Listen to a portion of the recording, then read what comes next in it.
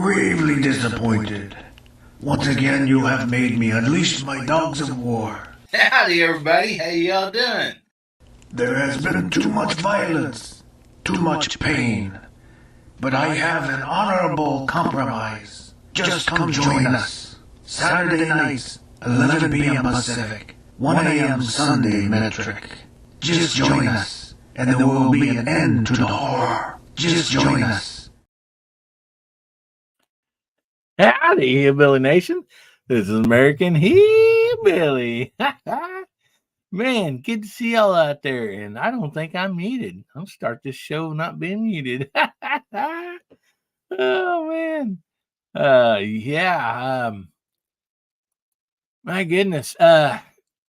Sorry, I don't have my new intro done yet. I worked on it last night and everything. I thought I'd have it done today, but I was super busy helping out some family, and I didn't get it finished, so I just threw some stuff up there. Of course, Blackbeard, they gave they gave a lot of stuff away on this channel. We don't have anything from them tonight, but we do have the blue skinny knife for tonight. But I wanted to throw them up there and just give them a shout out. And also Foss, I believe tonight is overnight party. I will double check on that for sure, but for sure we'll find out. But anyway, I'm so glad to see y'all here tonight. The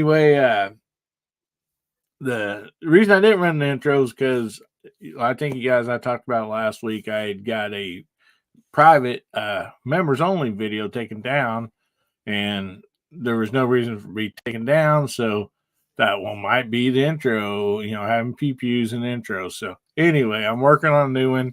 When you're a gun channel, it's hard to come up with video that don't have pew-pews in it. So anyway, oh man, we got a lot of great people back here in the green room just having a good time. So let's bring them out. First up, we have Mr. DJ. Play nice. How you doing tonight, buddy? Oh, we just lost DJ. So we'll go ahead and move on over. Hopefully get right back on here. JH586, how you doing tonight, buddy? Hey, man. Thanks for having me. I'm doing okay. All right. Oh, there's DJ. He's back. Cool. So, how you doing tonight, Jamie? I'm better than snuff and not half as dusty. Hope you are. Oh man, doing good. So did you have a good week? Did somebody make your week better, or you make somebody else's week better? Yeah, man. I took old Ricky Baird riding across the countryside today, and he seemed to have a blast. So I'm excited for that. Excited for him. Hey, Keith Gregory. So we got a good crowd over there already. Yes, we do. My goodness. Yeah. Awesome. And the Chick-fil-A in the green room is awesome. Thanks, buddy. You betcha. Oh, man. Yeah, so you got to meet up with Ricky Beard today and do some fun stuff. So that's awesome. Yeah, it was fun. So I'm sure you'll hear more about it. I hope so. So DJ, did you get a chance to make anybody's week better, or anybody make your week better this week, brother? I had something good probably every day this week, but I want to focus on just today. I got to help a friend in Lincoln solve a problem they've been having for a couple of months with where they live, and there were smiles coming from that just this morning. This early evening, my mom stopped by. She happened to be passing through from a meeting that she had earlier in the day, and just like moms will sometimes, she had to bring me some food. So now I have a half a dozen bananas, a carton of cottage cheese, and some other things that I haven't even looked into yet. And so, and the other thing today, so that made me smile. And the other thing is that I'm also smiling, and I think somebody else is, because it's her birthday birthday, and later on tonight, we're going to be celebrating to do something about that. And I made what's going to represent a birthday cake. So, so lots of good things going on today. Lots of good things going on this week. I got to say that almost everywhere I went, online in particular, is my focus. I've been able to encourage someone or provide some bit of information or ask a question that was begging to be answered. So trying to find the positive spots and shine the light on those as much as I can, man. It's been a good week. Awesome. Well, thank you so much for being here tonight. I really appreciate you. And also, thanks for stepping in on the co-host side. Bubba,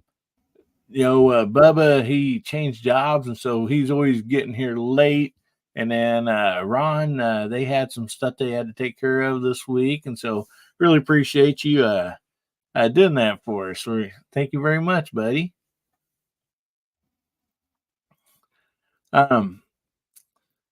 So up next, let's bring out Mr. Hasbro. How you doing tonight, buddy? Hey, Hillbilly. Good to be with you again tonight.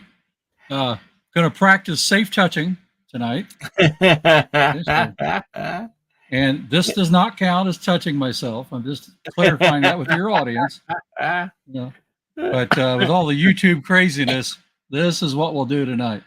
Good to be with you. Oh, man, good to have you here. So I know you made my week better and did a few videos on what you sent me. That was awesome. Anybody get to make your week better? Yeah, but in simple ways, but it's great ways. Jamie knows I got a granddaughter down there in Perry, Georgia, and with my work schedule, I rarely get to do this during the week, but I had to have some stuff done this week, and so I had a couple of days off, and I got a FaceTime with her, so that was a great time. Awesome. Yeah, man, just getting to see them grandkids, man, that just it really makes a person's day better.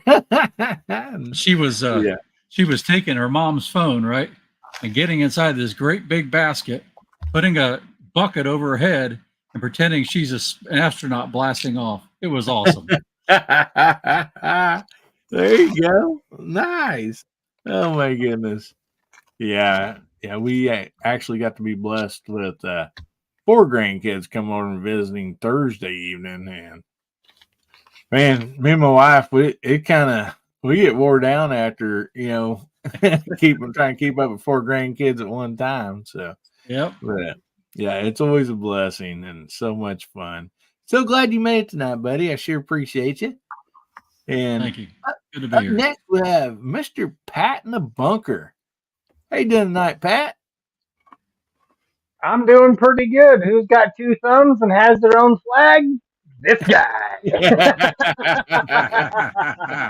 That's awesome. Thank you, Mr. DM Foss, wherever you are at tonight. Brother, I appreciate you, and he hit it to a T, because if you zoom on that, it says farmers do it in the dirt. So that's are awesome. you threatening me? Back when I had my full custom made, that's supposed to be Pat's face on there. Yeah, that's my face. Yeah. And when I had my full beard, get rocking on there. So yeah, so I just got that a couple days ago, and I was like, well, it's been a little longer than that, but I was like, yeah, I have to show that off tonight. So, but no, I'm good. I'm glad to be out of the field, back in the bunker. Man, I'm just glad to be sitting down and talking with y'all. It's been a long week. Yeah, Mr. Bob says he when he puts a bucket over his head and pretends he's an astronaut, they try to kick him out of the rest home. Out of McDonald's. Right. Man. But as far as anybody making my week better, my dad, my wife, and my oldest daughter. She is actually home for the summer until she goes on to her trip. So I get my oldest daughter, from a previous marriage, for a couple of weeks. So she's going to be helping me out on the farm. We're going to be hanging out, get to reconnect more. And we went out. She actually got her driver's or student license, so she can, as long as I'm in the car with her, she can drive around. So we went out and we drove around for a good 45 minutes to an hour today, and man, she's catching on. She's catching on really good. So don't hardly have to correct her or anything. So That's she's picking nice. it up and she's putting it down. So I'm having a good time. I've had a really good evening so far. So That's almost. awesome, brother. That is awesome. Well, thanks for being here tonight. Sure appreciate you. And up next, we have Viejo. Mr. Walter, how you doing tonight, brother? Well, I'm doing without mostly, but status quo for an old guy, right? Hey, I'm doing really well. Thanks so much for the invitation, as always, to participate. I really enjoy, seeing all of you guys here, and then seeing all of our friends over here on the side chat. We pretty much have a lot of the same crew back, week after week after week, and that's just great. I really do appreciate having the opportunity to come in and interact with all of you folks. And about making somebody's day better. I think I've mentioned this before, but I've been helping one of the range safety officers at the range where I shoot learn to reload. And this week, I bought a kind of a package deal that came up on eBay with a bunch of reloading stuff, and then it was an RCBS Uniflow powder measure with a stand in almost new condition. It was in superior condition. So I gave that to her, and a couple of the other guys have been helping her out with gear. She's almost ready to go as far as gear and hadn't had to spend a penny yet. So she was very happy about that. She needed one. She'd used mine a couple times and said, man, I need one of these. And so I got her one. I gave her that one.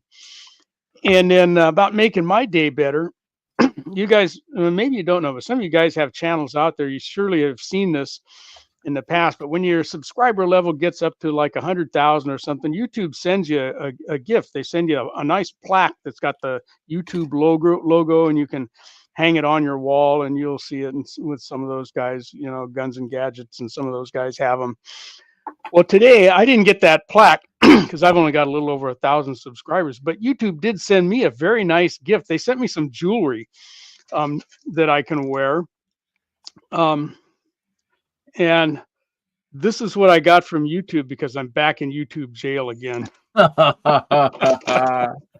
the They jail. gave me I got a strike today, so I'm a jailbird again. So there I am. So I appealed it, but I haven't heard back from them yet. So we'll see what happens. Well, so all I can do is laugh because it's just a joke, as we know. But see him at Christmas, and I didn't do anything. I've been good, honest YouTube. I've been a good boy. Oh my goodness, man! That's The fight never ends. Yeah. Oh man, yeah. See, we still have somebody in the back room. Let's get them out, and then I'd like for you to tell us, or if you want to share what happened, at least so you have an idea what people have an idea what happened. So anyway, we'll get right back to you, Walter. Okay. Welcome out, Mr. Mark Thomas, the leather craftsman himself. How you doing tonight, brother? Real good. How are you? Doing good. Doing good. Yeah, it's been a real good week. We're cruising toward the end of the school year. Really looking forward to that. I bet. Good weather.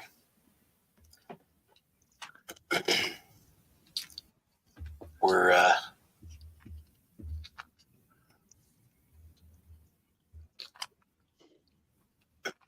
So you get good weather and all that. So did you get to anybody make your week better, or you get the chance to make anybody else's week better? Yep, we've had a great week. Students are all getting ready to hit finish at the end of the year, and we're just all real good. Awesome. Well, thank you so much for being here. And we just had MacMan jump in the green room. How you doing tonight, buddy? How you doing, guys? Thanks for the invite. Good to see you all. We're glad to see you. I might be a little bit smiley. I've just come back from an Indian restaurant with the kids, and we had a few too many sodas. So I'll keep it clean. Don't worry. But I'm a little bit sort of. Boy, am I glad to see you, Mac Man, and you're going to find out in a little while why. Yeah, he didn't know he was so secure, did he? Yeah. Walter's got something for you. Oh, right. So, Mac Man, anybody make your week better? You get a chance to make anybody else's week better, buddy? Yes, we finally found somebody to run my third truck. So I interviewed him last week. He ran out to me one day this week, and we've decided to take him on, and he's going to be my new driver on my third route. So he is super, super happy, and we're looking forward to bringing him on board. Very nice. Oh, wow. That's Good great, news. buddy. So glad to hear that. Oh, man. So we got some awesome side chat out there. I mean, they are just really rocking and rolling out there. I want to thank each and every one of you. And we're going to be calling you out here on the TV here in just a little bit. But first, I assume Mac Man knows nothing about this, but Walter has a story to tell all of us. Okay, Mac Man. First, check out my new logo. So last year, you had acquired some 38 Super Brass, and you sent it to me. And I did an unboxing video, and you saw it and commented. Today, YouTube struck my channel for it, and I'm in YouTube jail again. Yeah, for an unboxing video with no firearms were present, weren't doing anything with ammo or nothing. Oh no! They gave me a strike for that. I couldn't believe it. Wow, So, what's wrong with them? I don't know. I appealed it. We'll see. I haven't heard back from them yet, but they've taken their time. That was like very early this morning. I woke up and saw the memo, and then appealed it, and I haven't heard back yet. So usually, it's within a very short amount of time that they say, sorry, appeal denied. So no videos for a week for me unless they grant the appeal. I couldn't believe that, though. It was innocuous. I might have been frying bacon or something, It was just brass. Yeah, it was just brass. Didn't even open the bag. It was in a Starline bag. Didn't even open it. Just kind of looked at the bag, talked about it, and said thank you. Brass only, huh? Yeah. Oh, sorry about that. It wasn't your fault. I thought it was funny. Here I am struck today, and then you show up right here to us. Hey, you're in cahoots with YouTube. I know you are, you rascal. I didn't know nothing Quick, about everybody blame Mac Man. No, don't do that. Mac Man is as innocent as I am. Yeah, Hasbro's over there not touching anything. it. I've seen his point there. That's cool. I like what you did there. I see his point. Yeah. Yeah. So I don't know if you got a horn or anything, musical instrument that's brass, but yeah, maybe I do unboxing on that and see if that gets taken down.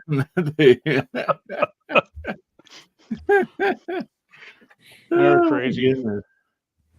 It's not So brass. for you guys who don't know, when you get a channel strike, your first one means that you can't upload anything or do your own live stream. You can participate and comment on other stuff, but you can't put any new videos online for 7 days. And that mode stays in place for 90 days before it evaporates. If you get another strike within that 90-day period, now you're off for 2 weeks. And that one lasts for another 90 days forward from that point.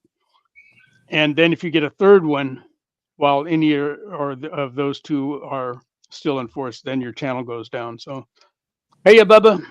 So that's kind of how it works. So I'm in 7-day jail for now. Now YouTube seems to be doing YouTube things. Makes about as much sense as AOC, but hey, I'm not gonna get into that. Look at you do that, baby girl. Wait a minute. Was that they feed you in jail, Walter? Eggs, bologna, and gravy? No, it's not that good. That's a man. It's usually what ends up getting kicked under the bars from the celly next door. Pieces of Well- soap, that kind of stuff. So, Hillbilly mentioned brass. It's not brass, but my brother-in-law bought my wife, her brother, bought her a brand new flute. We both play in our church orchestra, so she got a new flute for Mother's Day, man. Wow. Wow. Very I nice. know. That's awesome. Yeah, they're not cheap either. How does it feel to be one-upped on your own wife? If there's anybody but her brother, I'd probably have an issue. Well, welcome Bubba in here, buddy. Good to see you. So, how you doing? Did you get a chance to make anybody's week better? Anybody make your week better this week, bud?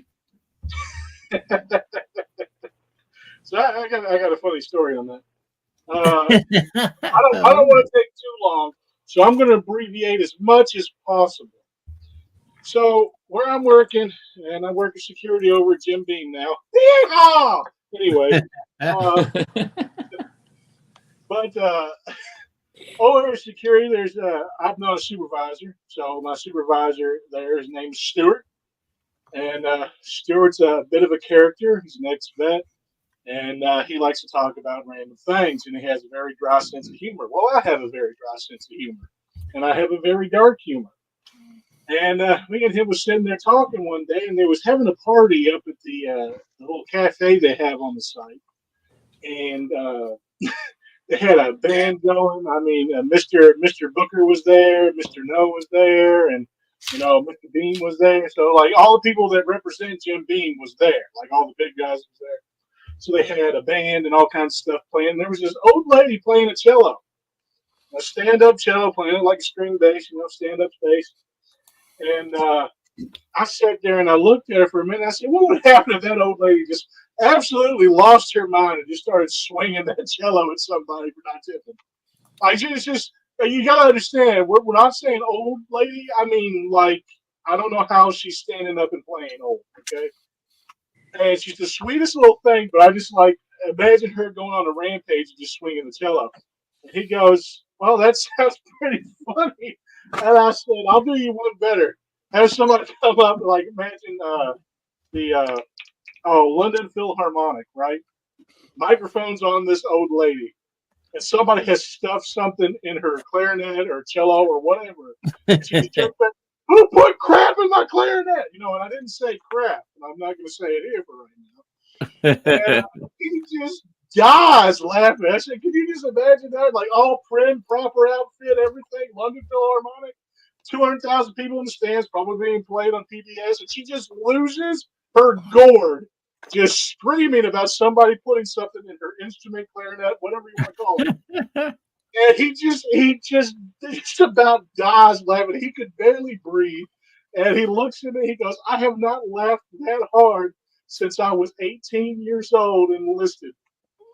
He goes, and I really appreciate that. I needed that today. I said, well, you're welcome, brother. There's a lot of extra stuff in that story, so it's like really condensed down, but man, it made my day better because I couldn't breathe either. He started adding on to it. I think we talked about that for about 2.5 hours.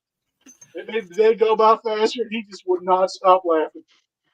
It was a good day. This was Thursday. Oh, yeah? Awesome. That's great, buddy. Oh, man. So, tell you what, before we get to our topic, let's call out the side chat out there.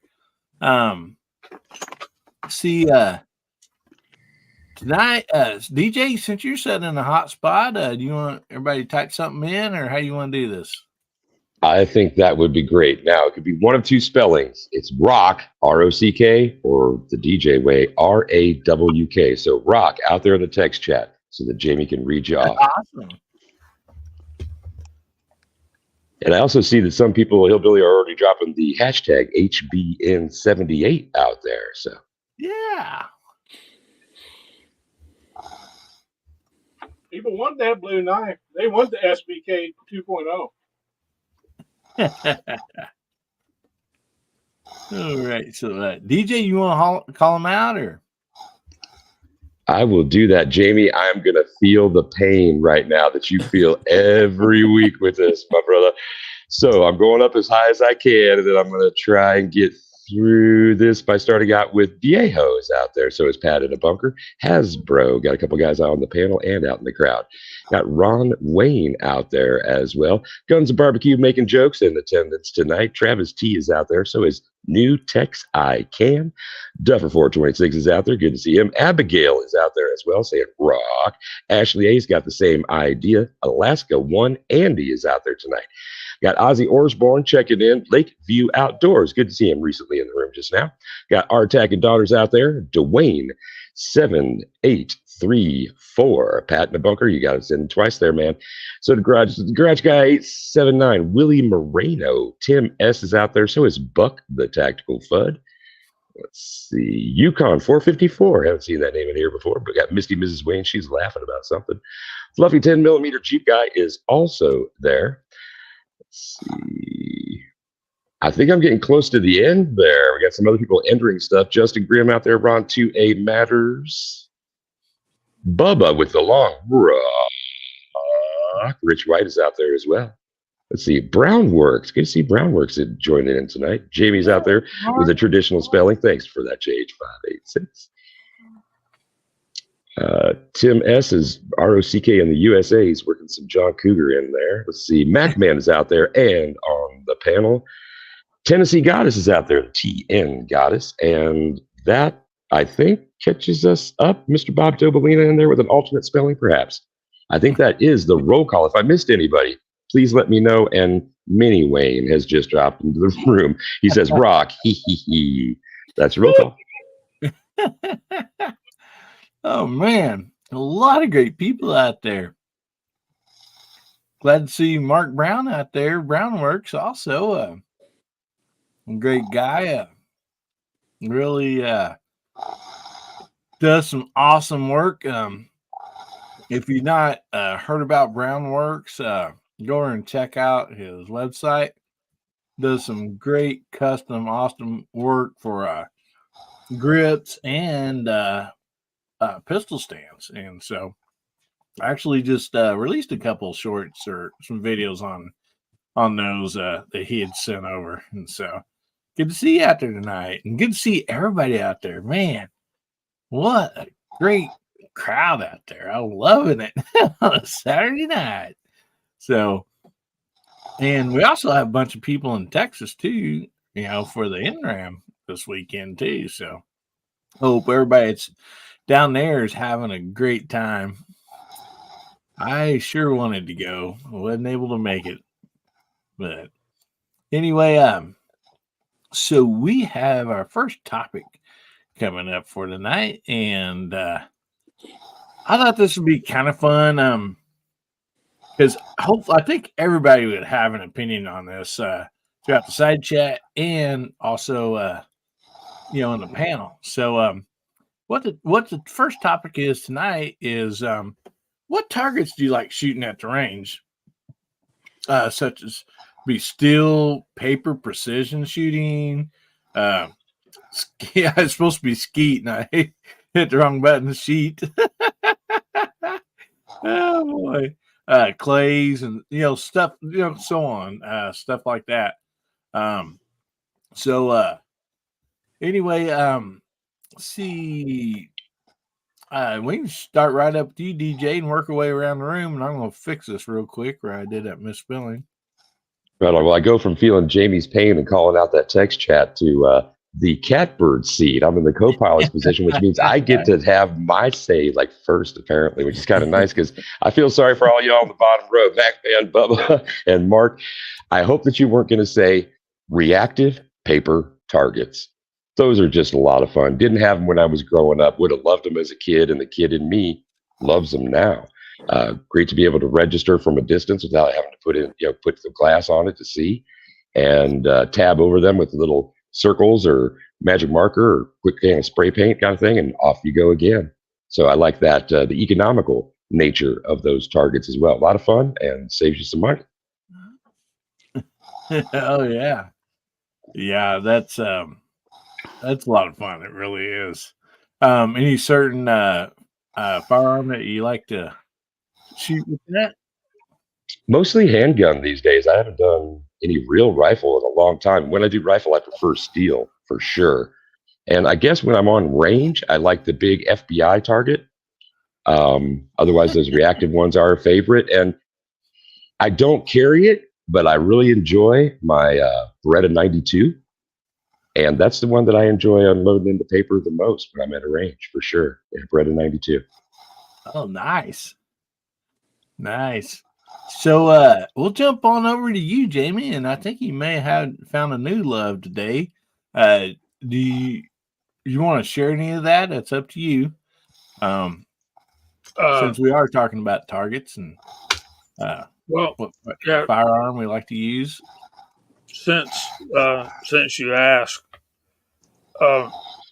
Ricky Baird and I went and we were going to go watch our first cowboy action shooting match. We were just going to go and check it out and see what we needed to do and this, that, and the other. But they wound up insisting that we shoot at least one stage, and my shotgun I had one shot left, and my shotgun decided it wasn't going to shoot, so I didn't get to finish my stage. But Ricky was using one of the regular shooters' equipment, and he absolutely fell in love with cowboy action shooting. So y'all probably be seeing a good bit of that. As far as me going to the range, I love shooting paper targets because with my rifle loads, when I get ready to go shoot long range stuff, that the information and the feedback is just looking at those groups gives you information that you can't duplicate. But I'm telling you, man, shooting steel and cowboy action shooting is absolutely a blast. Shooting steel is fabulous, and I saw a short this past week. Something new. You guys that shoot have thermal night sights. They're starting to put those those hand warmers you get for the wintertime, those hot hands. They're stapling those onto targets and shooting them at them at night with their thermal scopes and stuff. No cool. kidding. Yeah, that has got to be fun, Yeah, no doubt about that. So that's what I got. Oh man, yeah, that sounds like a lot of fun there. There's Chris Lane just jumped in. Hey buddy, how you doing? So we'll go ahead and move on down to you, Hasbro. Well, I used to shoot Steel Challenge. Really loved that, the pistol side. But now pretty much any steel I shoot's 300 yards or farther, just because I'm doing so much long-range precision shooting. But our range goes to 400 yards. There's something satisfying about hearing this loud boom, and a few seconds later, whack. It's fun. But my favorite target is a hard seltzer with this guy sitting on top. And he's going to be sitting on top of some tannerite here in a few days. Oh, and wow. So that could be my favorite target of all. So we'll see what happens. It's actually his stunt double. I have a stunt double. It's a little bit discolored. Send in a stunt double for that one, huh? But generally, what I'm shooting is all precision rifle stuff. So I'm shooting IBS bench rest and different, and I'm shooting NRL 22 stuff as well. That's steel on a small scale. So ask me to pick one, I can't do it. Wow. Man, yeah, that's a lot of fun. All right. Well, good stuff there, brother. So how about you, Pat? Man, when it comes to like little 22s or 9 millimeter, man, those self healing hexagonal balls that roll on the ground, and you can get them to skip and start moving around and just start chasing it around with a handgun or a 22, or those. I'm forgetting the name of it right now, but it's like five T's glued together and it just sits there and rolls. Exact same thing as the ball, but it's self healing and you can just keep shooting and shooting and shooting it and just keep Oh rolling wow. it. Man, those are fun. I've been through about 4 or 5 of those, just myself and the kids. Those things are fun. Um, but if I'm gonna start going bigger caliber like 5.56 or my 7.62 by 54R, man, setting out a steel plate once I've got it dialed in and start ringing steel at 5, 6, 700 yards with that and hear that ting come back at you, man, there's nothing more satisfying than that. Just putting in a big round and hear that great big round, 203 grain round just go kerwop on that steel and just let it ring. And it's just like, yeah, that's freedom, baby, right there. That's freedom. So, yeah, between steel and that, I mean, paper, but it's for getting stuff sighted in. So, but yeah, my two favorite, steel and those little reactive rolling balls. Man, I love them. Kids love them. So we always have a blast with them. Yeah, I need to get one of those. I'd like to try that. That looks like fun. Oh, they're hillbilly. They are a blast, and you just keep moving around just like the old tin cans, but except it just heals itself and it just ding, ding, ding, ding. So it's fun. Well, looks like we got a sighting out there, Walter. You wanna see who's out there? Yes, sir. Here we go, ladies and gentlemen. On the count of three. Oh, I'm sorry, it's Mario. On the count of tres. Uno, dos, tres. Hey! Hey, Mario. Mario, good to see you out there, buddy. I love Mario when he shows up. That's just a bright spot in the whole show. Grab my Yep. joke from me. Inside The old West Coast weirdo. That's As him, Viejo man. Hey, we got Defense Dad out there too. Hey, buddy. Boy, we got a Howdy, full Defense. house, man. Yeah, we do. It is rock and rolling out there.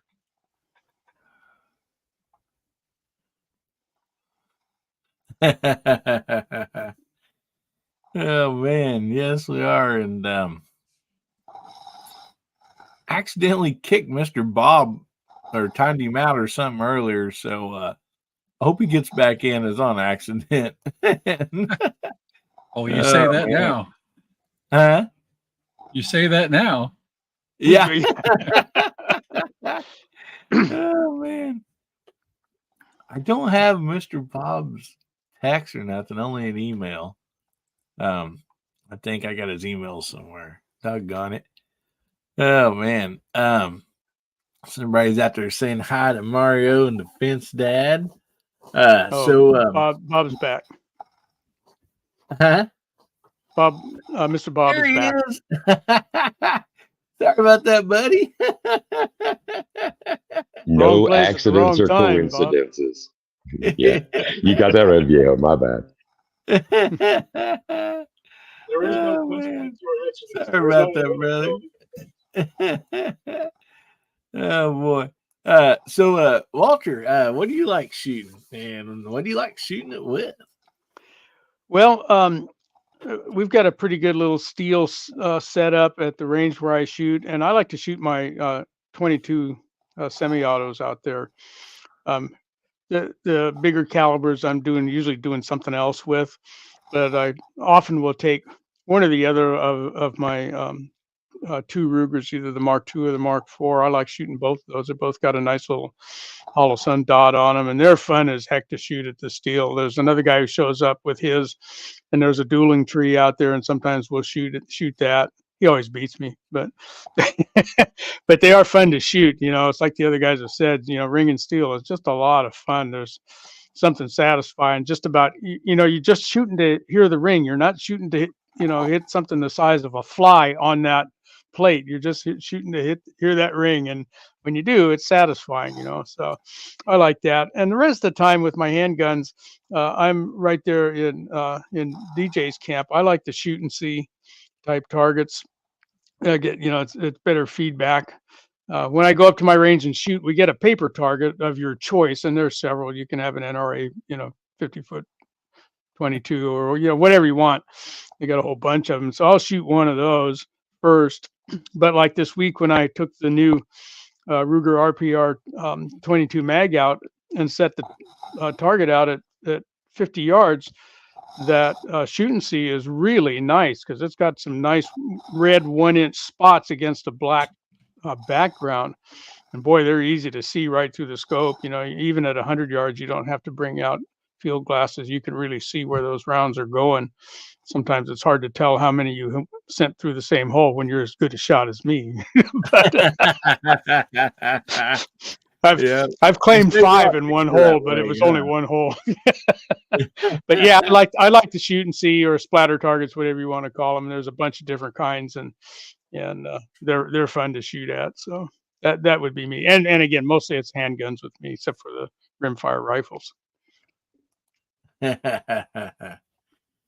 Oh yeah. Yeah, I think we all like it when you shoot water jugs on and Miss Wayne's up close filming. Well, I mean, if I could get away with shooting hard seltzer at that range, I'd do that too, because that looks like a lot of fun. Oh, it is. No doubt about that. All right. Well, some awesome stuff there, buddy. So Mark Thomas, will drop on down to you. Max got some company. Yeah. Mark might be off doing something. Well, we'll jump right on over to Mac Man then. Sorry, I got the grandkids here as well. So she's been in the You pool. lucky rascal, you. Yeah, I like I said, most people I like those paper targets for pistols.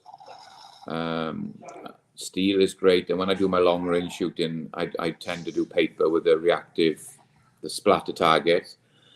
But after visiting Tennessee, I've got to say those electronic targets that just pick up your shots on the iPad have got to be the best ever. If I could afford to buy one, I would get one of those because they are awesome, really good. But I think it's way out of my price range. Jamie could afford it, but not me.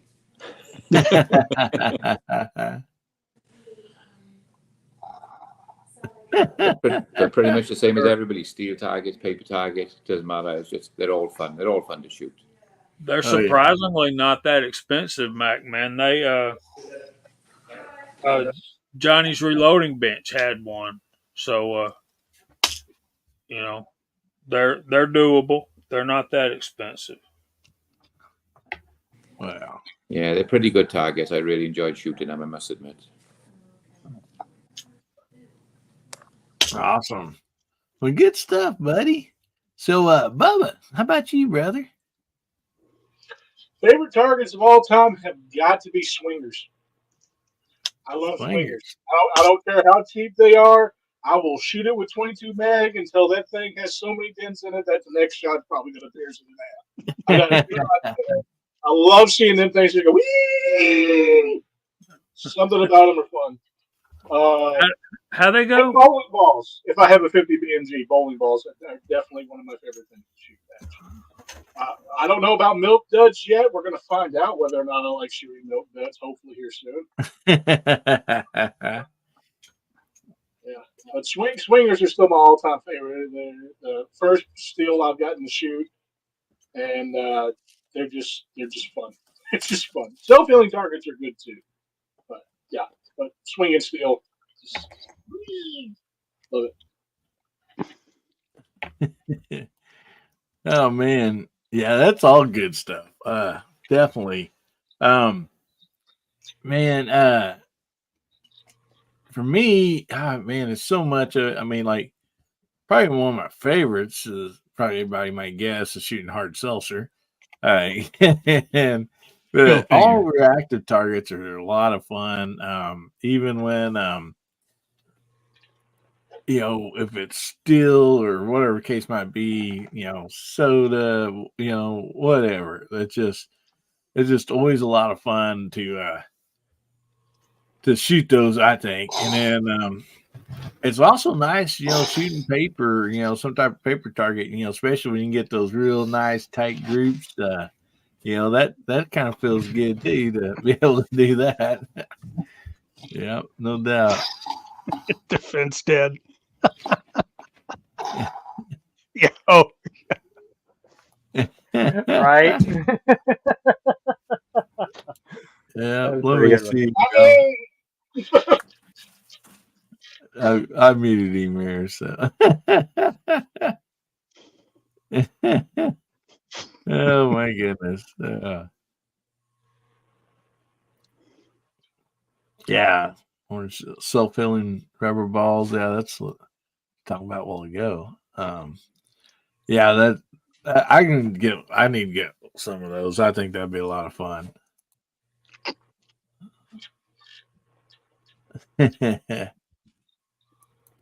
So we have a giveaway coming up here for Too Long Guys. So make sure you get your hashtag in HBN78, and we will be giving away the skinny blue knife tonight. So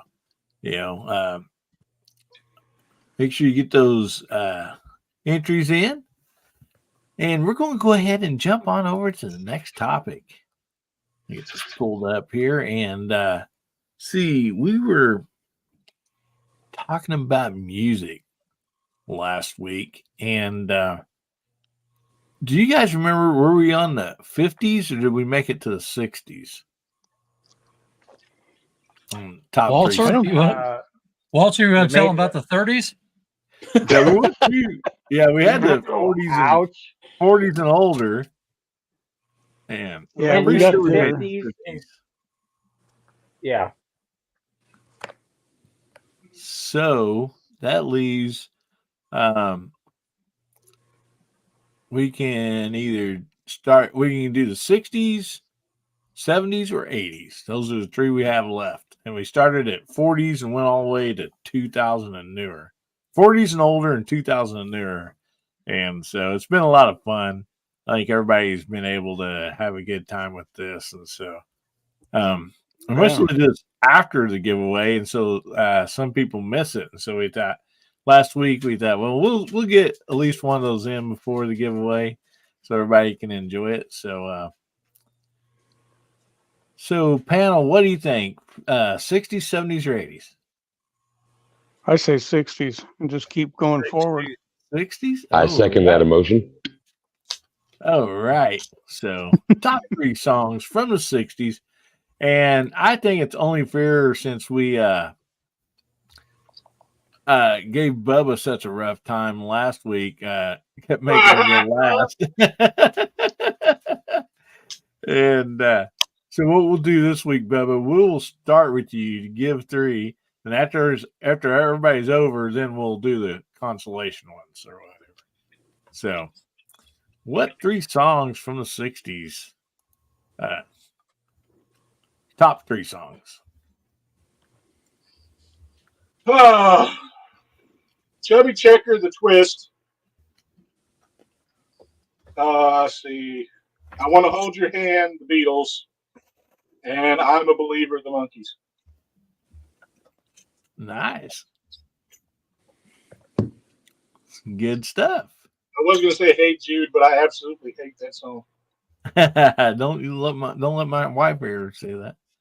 Well, no, I don't guess that's her favorite Beatles song, but it is one of her, some that she likes. Okay. Hey, Mike, good to see you out there, That was buddy. anticlimactic, by the way. I genuinely don't like that many songs from the 60s.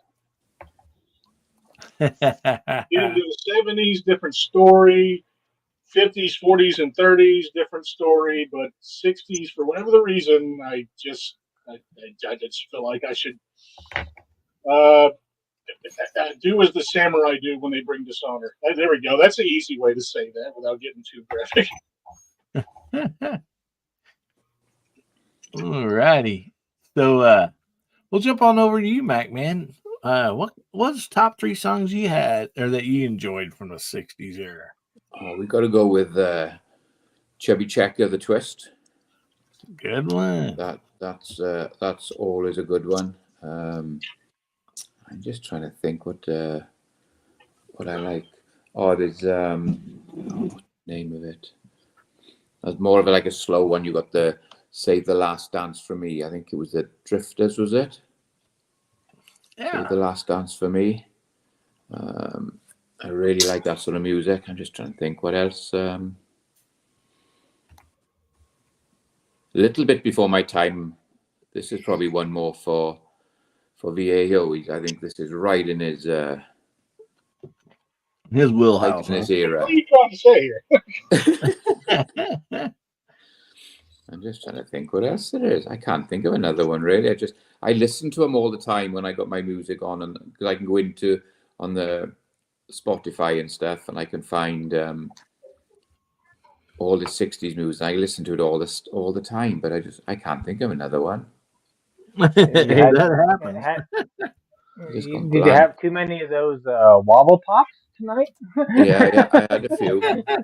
I was drinking Indian beer. It was called Kingfisher, so it's pretty strong. It's like 6.8% for a bottle of lager, and it's knocked me a little bit. So I'll just have to stay with 2 guys. How's that? Well, Batman, I know you're a little intoxicated, but you only got one.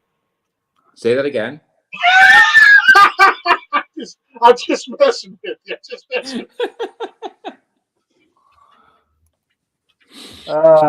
We're just having fun. We're having fun. Too many sherbets. So, Mark, you with us, buddy? He's muted either way. He is unconscious. Oh, I figured he's dreaming about the 60s. Oh, there he is. No, I'm here. Oh, thank God, there he is. Yay! I was going to have to come down there and give you CPR. It's alive! It's alive!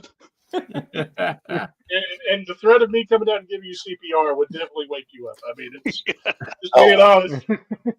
Hell yes. Guy, your son would let it happen too. He just like do it.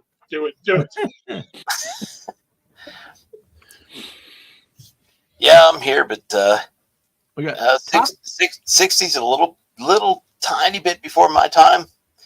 71, that's going to put me right there at birth year. So, but I'll stick with that. Credence and that kind of thing. That's good times.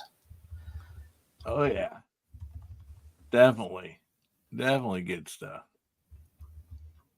Yeah.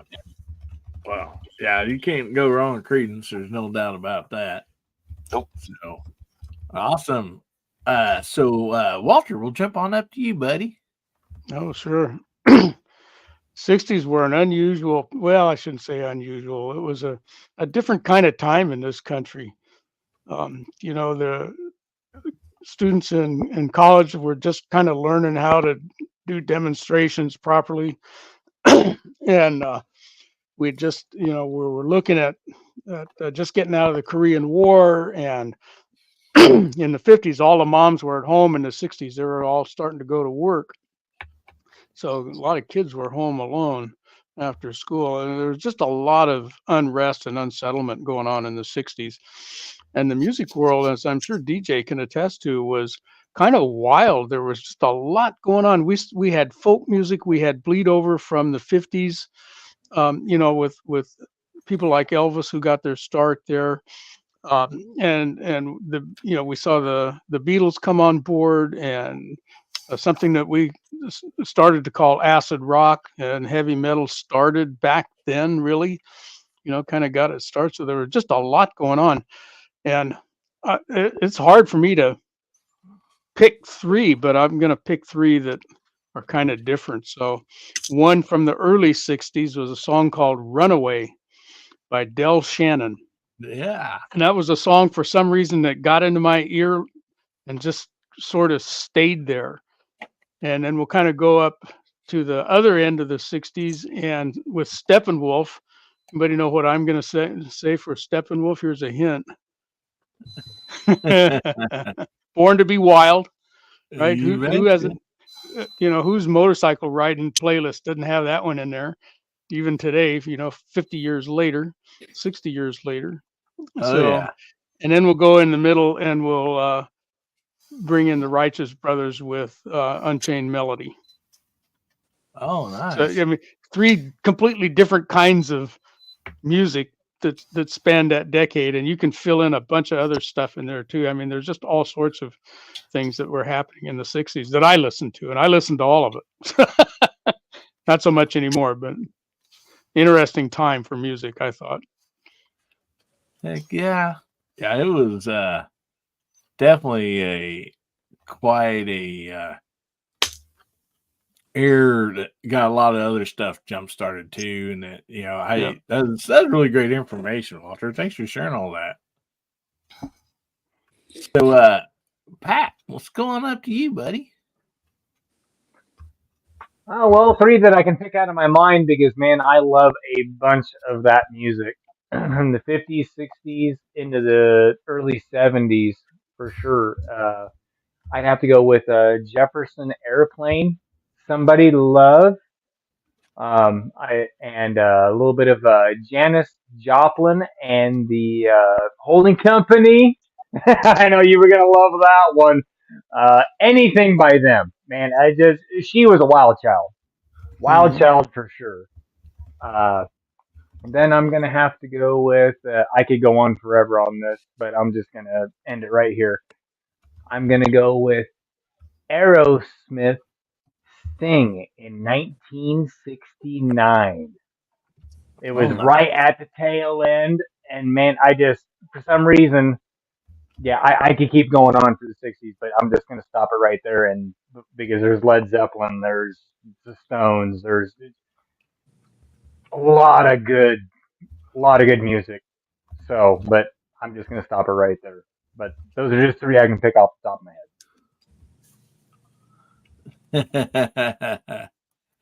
That's good. That's good stuff right there. And yeah, it's like you got one, and you're thinking, oh man. And I also seen in the side chat, somebody's like, hey, you took mine. That's one I was going to say.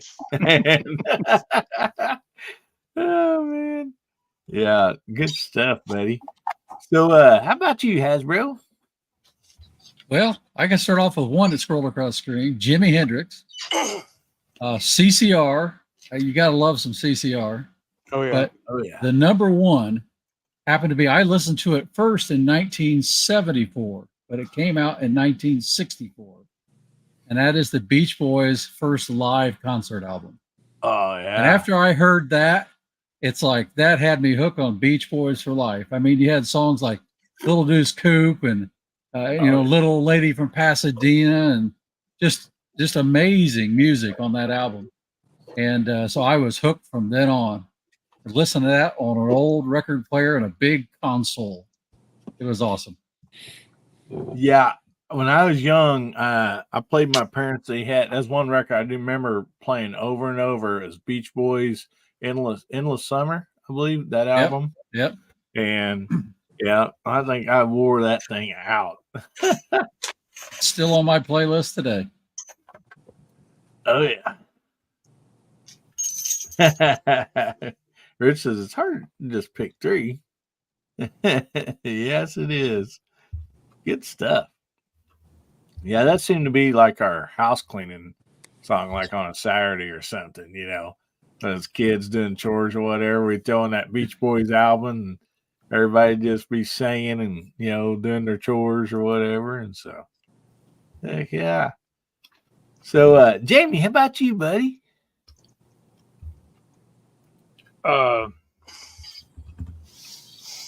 You ready for this? Oh yeah. This is gonna freak y'all out, I'm afraid. Tammy Wynette, I don't want to play house. Good.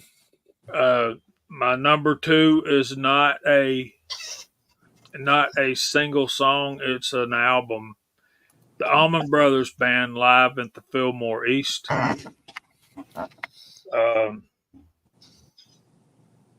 And Aretha Franklin, Midnight Train to Georgia.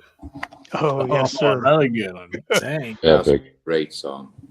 Wow, you hit some really good ones there, Jamie. Wow, I thought for awesome. sure you was going to throw in Sitting on the Dock of the Bay. Otis Redding, yeah. Yeah. Otis! My man! Every time I think about that movie, that's something that always pops in my head. Oh, man. Animal House.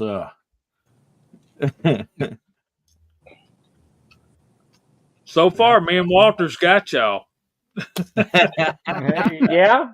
But then Yeah. again, we were actually alive in the 60s. Yeah. Hey, I was born in Don't worry, I'll get you. 69. Yeah, and unfortunately, me too. Well, I'll get you in the 70s. I'm trying to figure Well, out exactly what year Fillmore East was released. I think it was 1967. That's got to be the best year ever, 67. And you know why? I was born. I was going to go Really? 69. But all right. Young pup. Oh my You God. was born in 67? I was, yeah. The Camaro. Yeah. Hey, Boy. there you go.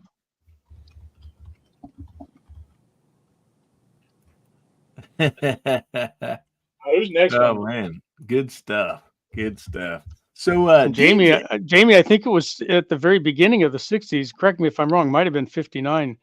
But when did Ray Charles come out with Georgia on My Mind? Was that about 1960? That was about 1967 too, I think. I think I'll I look think it it might up. have been earlier than that, but it was.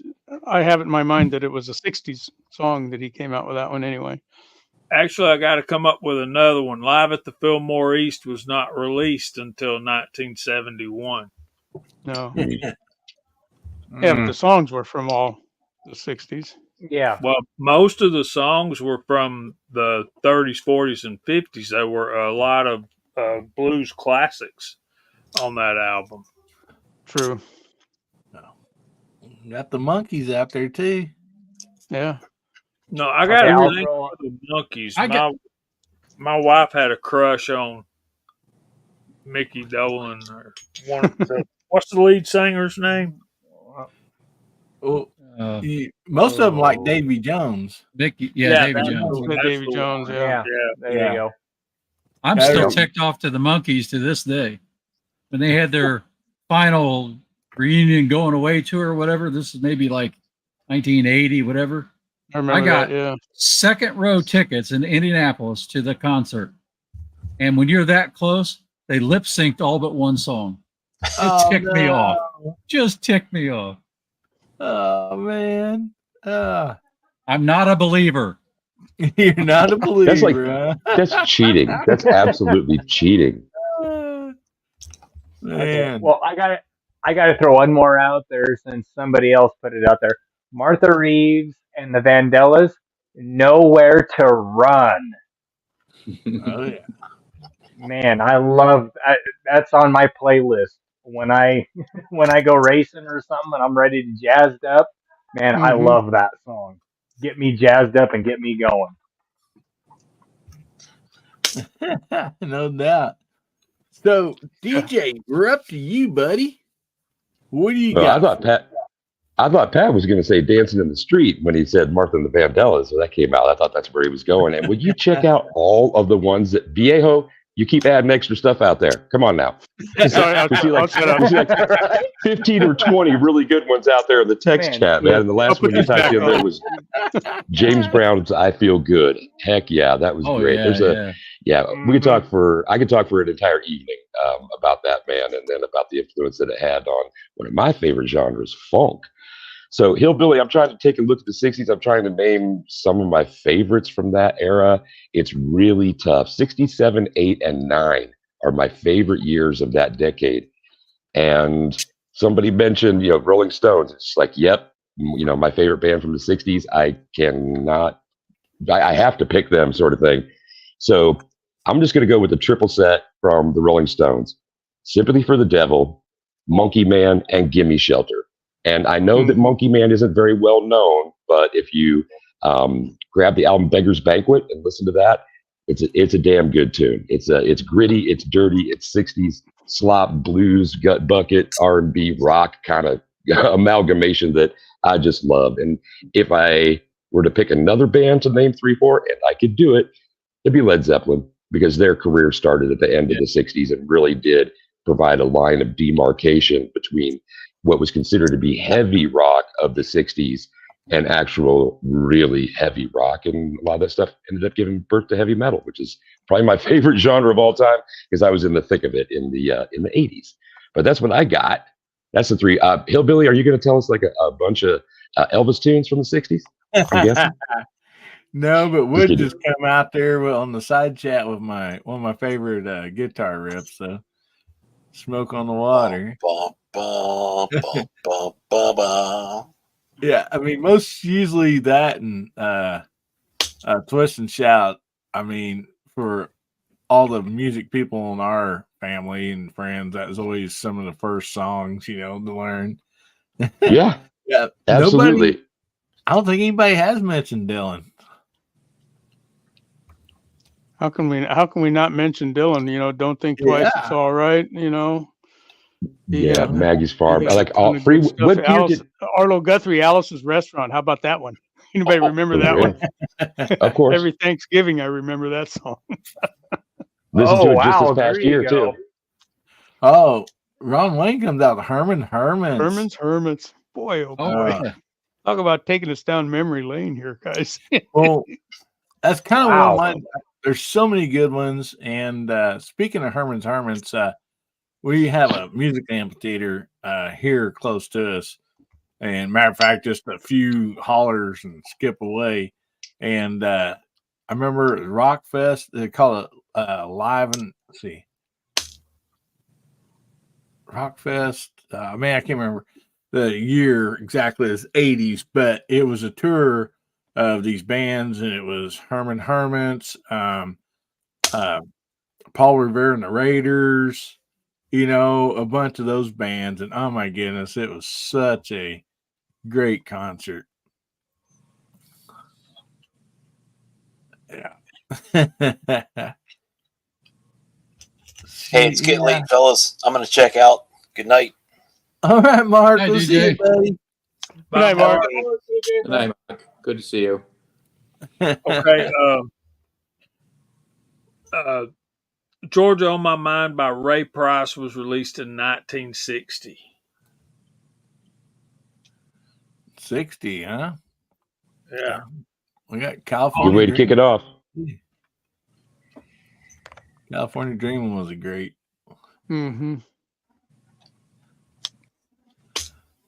Mamas and the Papas. Oh my goodness. Oh yeah, I still like Creaky Alley. But yeah, there's lots and lots of Elvis songs that like I could just name. We kind of talked about that last week, with the 50s, with Elvis starting and then into the 60s and keep going. There's so much. Everybody's named such good stuff. I've been trying to think about time I think of somebody, somebody puts it out there, so that's awesome. Yeah, the Sound of Silence. Yeah. You can almost know if anybody brought in a keg or beer. This is the 60s. Right. There wasn't a lot of beer in the 60s. Blood, sweat, and tears. Oh, man.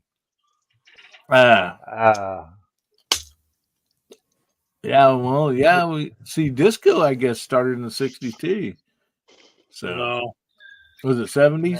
Yeah, it was 70s. Yeah. I didn't know if it had started in the 60s, not into the 70s, or.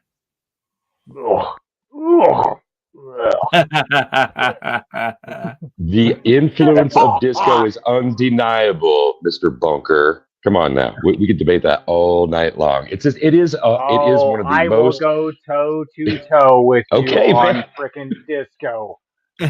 Maybe in the after chat. Maybe in the after chat. The only thing that makes disco bearable is Olivia Newton-John. Thank you, Hasbro. Yeah. Thank you.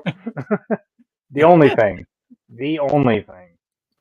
Olivia Newton-John, when she first came out, she was considered more country than anything Yeah, else. she was. But the 60s was such a great decade for music because, like Walter was saying earlier, let's face it, guys, without the Beatles, there wouldn't have been a Led Zeppelin. But Led Zeppelin is one of my favorites, and I love that stuff. I can't name the name of any of the songs, but I can groove to just about every one of them. Houses of the Holy, Black Dog. There's too many to mention. Yeah, the three from the '60s by Zeppelin that I was gonna name: "Good Times, Bad Times," "Dazed and Confused," and "Whole Lot of Love." Those are three songs from the first two albums. So, thank you, awesome, guys. I need to step away for 1 second. DJ, if you can handle the highlight and side chat, and guys, go ahead and throw a few more favorites out there because we don't want to get into the 70s or 80s yet because those will be ones coming up. So I'll be right back. Excuse me, I'm so sorry. Hey, you guys know Led Zeppelin. The one song that sticks in my mind, just because it's so cool, it's a really dark subject, is Cocaine. That song is running just all around awesome. my brain. It had a good guitar lick in it too. Yeah. Yeah, but Cocaine was Eric Clapton. Oh, Zeppelin did it. Yeah, I don't believe they did so. it first. Exactly. They did? What album? I'm confused. It's live. They did it live on, I got a video link to it, 9/24/71. Okay. Well, yeah. No, let's face right. it. The influence of cocaine is what started disco. So yeah, take that for what it's worth. Yeah. Well, and Pat, we got Defense Dad out here saying disco allowed the band Cake to make a cool version, that's a cover version of I Will Survive in the 90s. So what Gloria Gaynor making it 2 decades deep. Mr. Bob Dovalina out there reminding us that Aretha Franklin and Ray Charles need to be recognized in that group. 1969, Vanessa Kitty closing it out, sitting on the dock of the bay. That thing topped the charts after he died. So Otis Redding didn't get to see that climb the charts. You got Ron 2A Matters. He's talking about a song from the 1980s in Sharp Dressed Man, but ZZ Top, the little old band from Texas, started in the year 1969. And they were still the original 3 members strong until just last year. So let's see who else we got in here. Got Tim S. saying that Led Zeppelin, the Black Dog, is going in there. Ozzy is just not fond of disco like some other people out there aren't fond of disco. It seems like I might be one of the holdouts, but somebody out there said that ABBA had been good to them.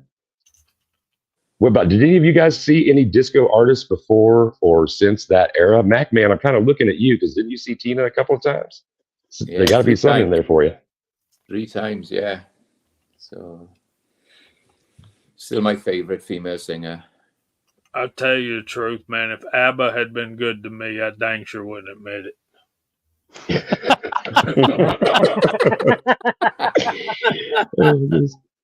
You ain't no dancing girl, huh? Not today. Well, and Justin Grimm out there with a couple of interesting ones. We got Surfing Bird and Wild Thing, making mention of those, and also Mr. Tambourine Man. So Bob Dylan making an appearance there with Justin's comment. Yeah. Yep. Good stuff. Surfing Bird, the trash men. Man, I don't know why, but me and my kids, we can throw that on and we can just jam out to the Surfing Bird from the 60s. And it is just, man, we always have a blast doing that one because I'll just spaz out and I'll be going, the surfing bird on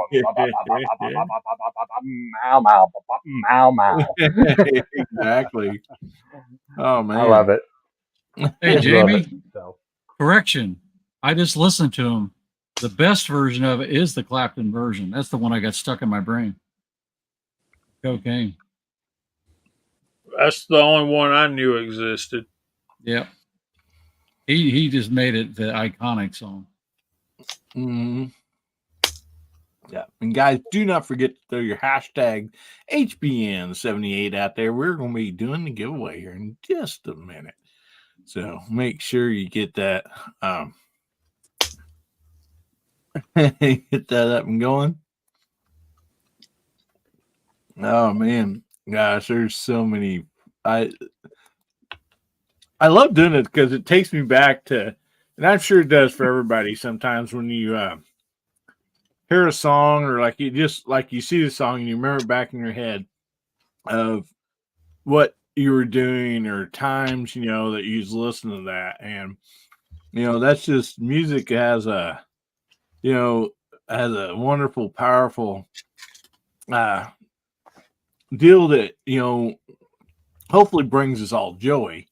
And, and it's something that can just take you back to a certain spot or, whatever the case might be. And we had Michael Dunn jump in. Hey, buddy.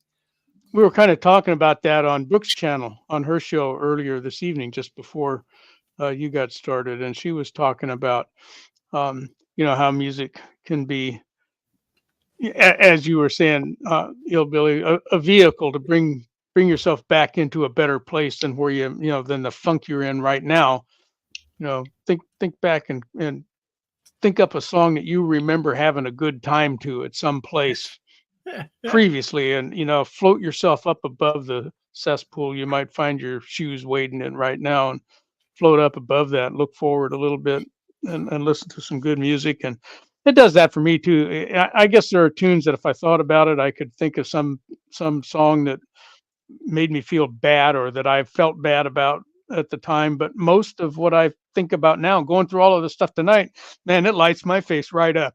I remember a lot of good times that I had to all of these old tunes. Yeah, right. Yeah, and anyway, oh no, we hit the wrong button again there. Vanessa Kitty, I think got timed out. Oh man, sorry Hillbilly, that was me. That was my fat fingers in the back here. So Vanessa Kitty, just come on back. Sorry about that. Hopefully, when that screen jumps, she jumps good. Oh man, yeah, and some of those songs, they take you back. You may have to sit down and pray for a little repentance too. Yeah, that is the hardcore truth. That is hard. And I'll throw one more in there from Led Zeppelin. And I sang this to my little girl, and it was the only thing that would settle her down when I was giving her a bath, and I would play it in the background. Led Zeppelin, When the Levee Breaks.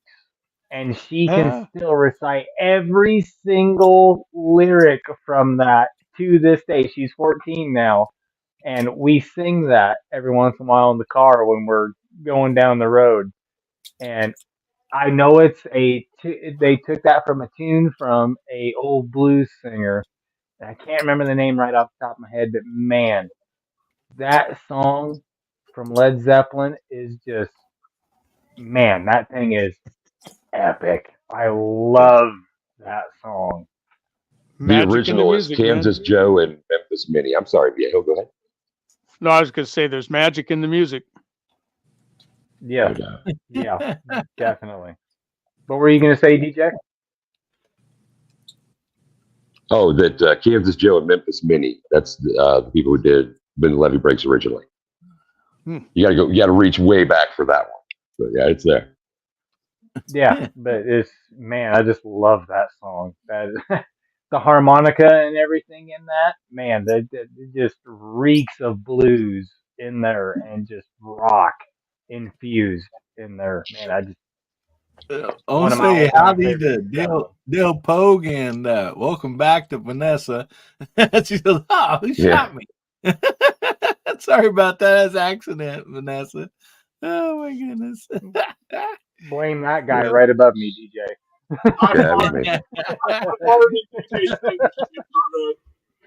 So yeah, let's have a giveaway.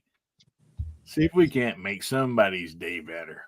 There we go. And, Good idea. Also, the giveaway is sponsored by the VIPs. So I want to thank the VIPs very much for all that they do and sponsoring the giveaway for the Skinny Blue Knife. And so I'll bring it up on screen. Hopefully we won't get in any trouble over this. You just never know these days. But, well, shoot, I guess I should have made myself bigger here. Hang on a second. Kind of did that a little backwards, didn't I? So anyway, this is the Skinny Blue Knife. It's really similar, pretty much almost the same thing as a Skinny Black Knife, except for different color. Some people say it's got the Star Wars feel to it. Some people say Tron. But it is a wonderful knife, little flipper knife, great little blade. And it does have a pocket clip on it or belt clip. And some people call these window breakers. Moo calls it icebreaker for his drink. And so it's multi-versatile even. So let me pull up the giveaway tool again here, and we will see who the winner is tonight. So everybody's got now. Tim S., if you just entered, you got to put your hashtag in, buddy. All right.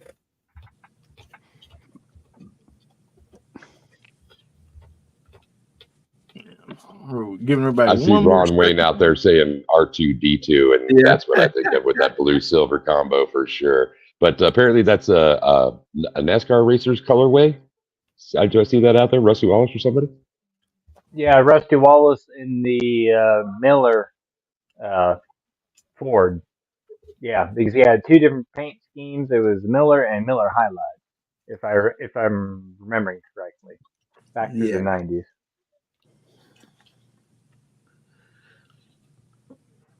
Black and gold and blue and white. Well, let's get this thing a big spin here and see where she lands. Spin it now.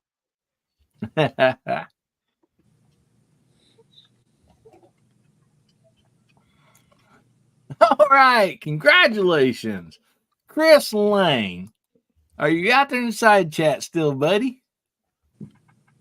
Was commenting not that long ago. So yeah, back there. Just thought that Skinny Blue Knife was a little bit like Tron. I had to go see Man About a Dog. I hope he didn't have to do that. So, all right, come on, Chris. Put a comment in there for us, Chris, so we know you're there. There he is. Oh, there he is. Right. Awesome. He says, "We're here." We're here. Whatever you heard is probably true or untrue. So, Chris, email me, please, at AmericanHillbillyUp@gmail. It's scrolling across the bottom. And give me a name and address that you'd like for this to be shipped to, buddy. And, yeah, Vanessa, you're back.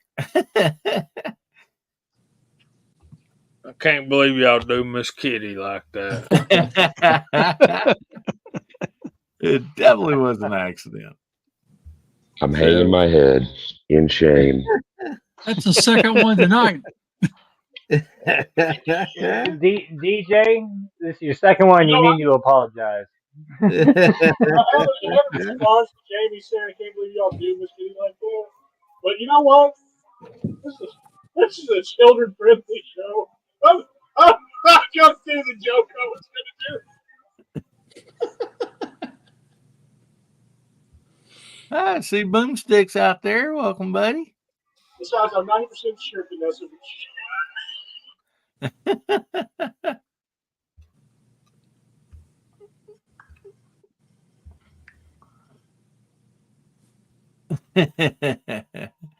Alrighty. So let's does anybody have to jump out right now? Or we got time? I need to be going on. I gotta get in bed.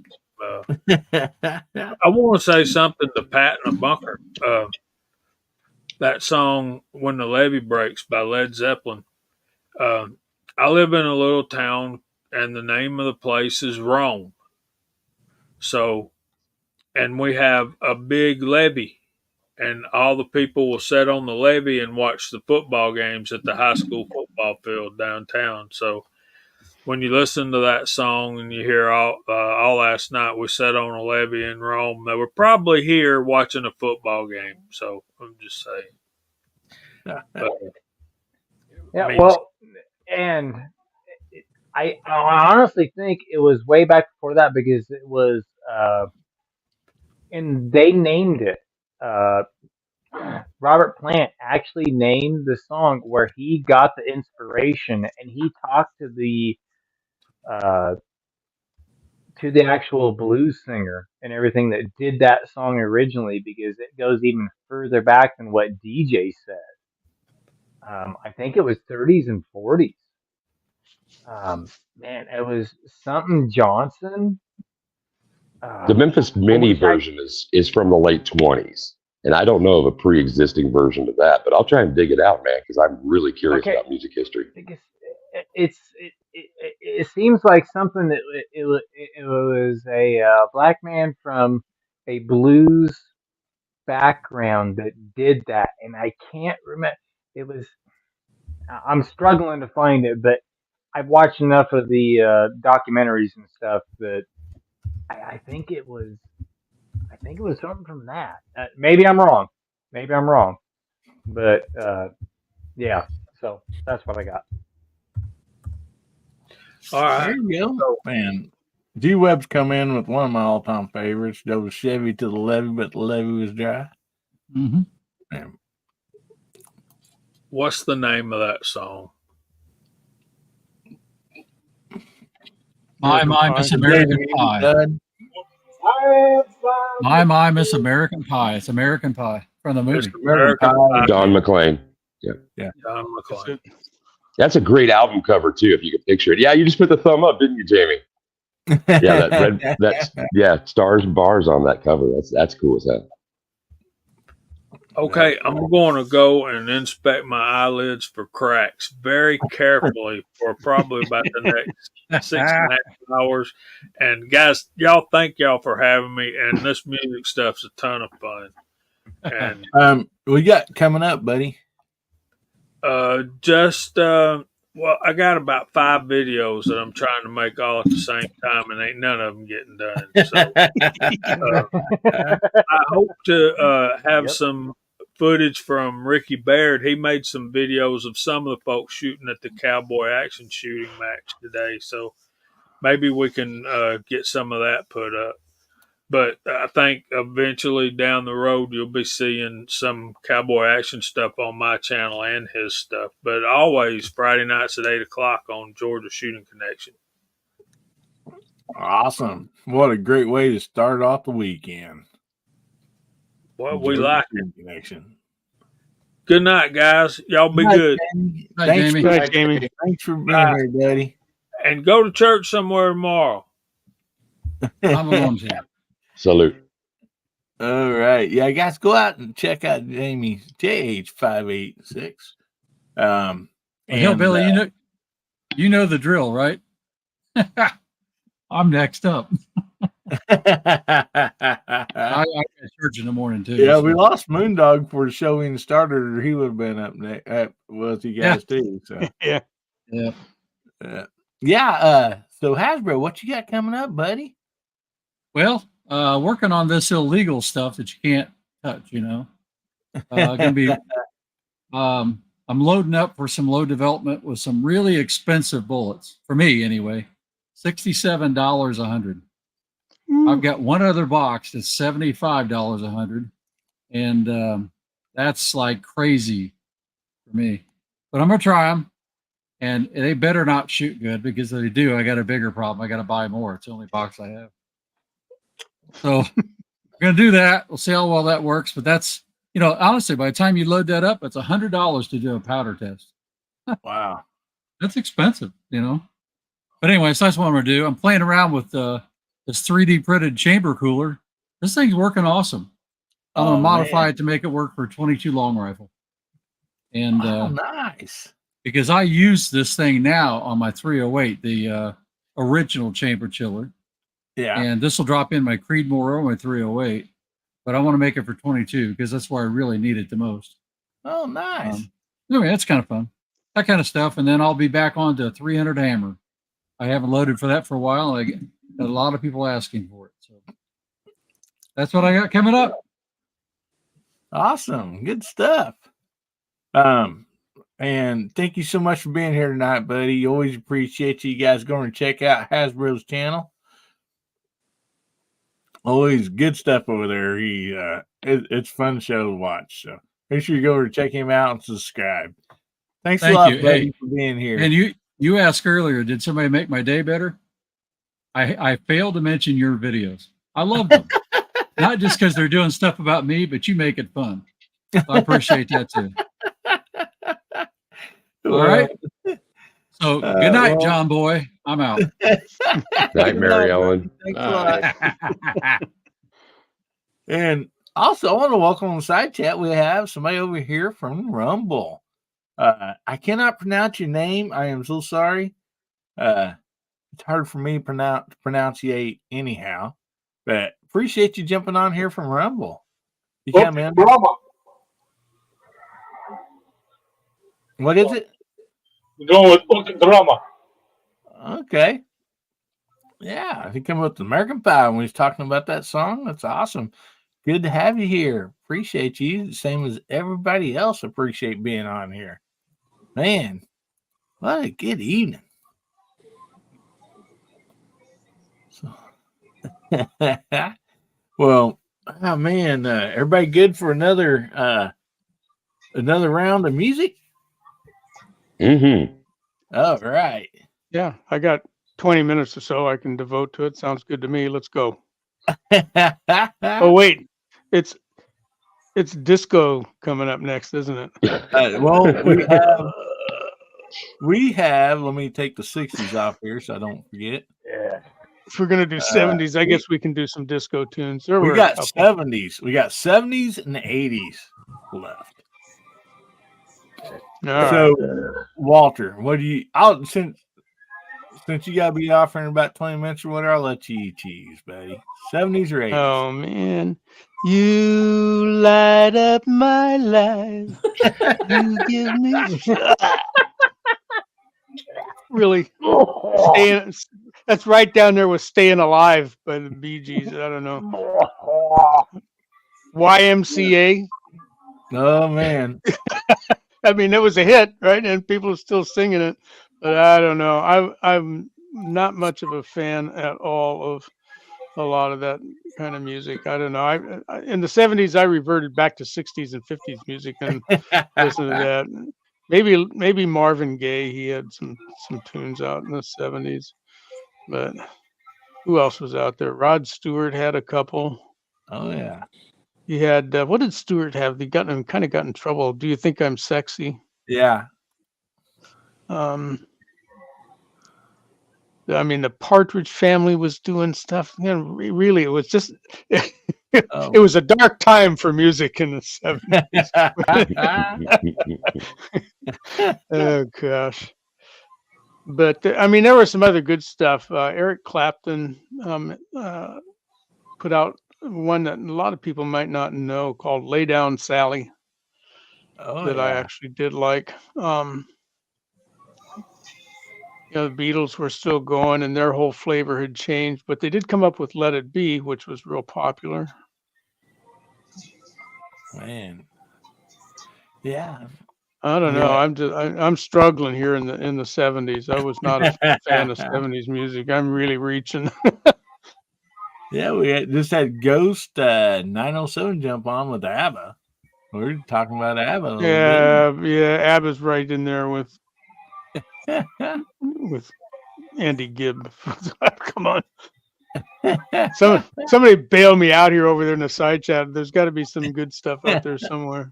I got you. I got you all. I got you. All right, somebody cover me. All right. Everything is beautiful. Tasty. No. Come on. Hopefully, Absolutely, at least Walter. like the Coca-Cola commercial in the 70s. Yeah, What we Where about all the kids are sitting on the hillside. What about Oh, Let It yeah. Be? What about Let It Be, Vito? What about that one? I'm not a fan of the Beatles, but that one wasn't too bad. Let It Be was I'd take that one. Oh He man. Ain't Heavy, He's My Brother, the Hollies. Oh Hmm? yeah. There was just, Rhinestone Cowboy. I mean, I kind of like some of Glenn Campbell's stuff, like Wichita Lineman, but not Rhinestone Cowboy. He came out with that one in the 70s. That one sucked too. I have really good memories of that track, Viejo. I remember Do you really? fishing off a dike with my aunt, having a good time, and I'd sing along to All that for right. sure. And it came up in one of G-Web's conversations or chats at some point in the last couple of days, talking about singing songs that you remember from when you were a little kid and 70s, and you probably didn't like it back then either. But Delta Dawn, was it Helen Reddy version of that? Mhm. Yeah, I used to sing that Yeah. for coins in the grocery store or in the restaurants, whatever.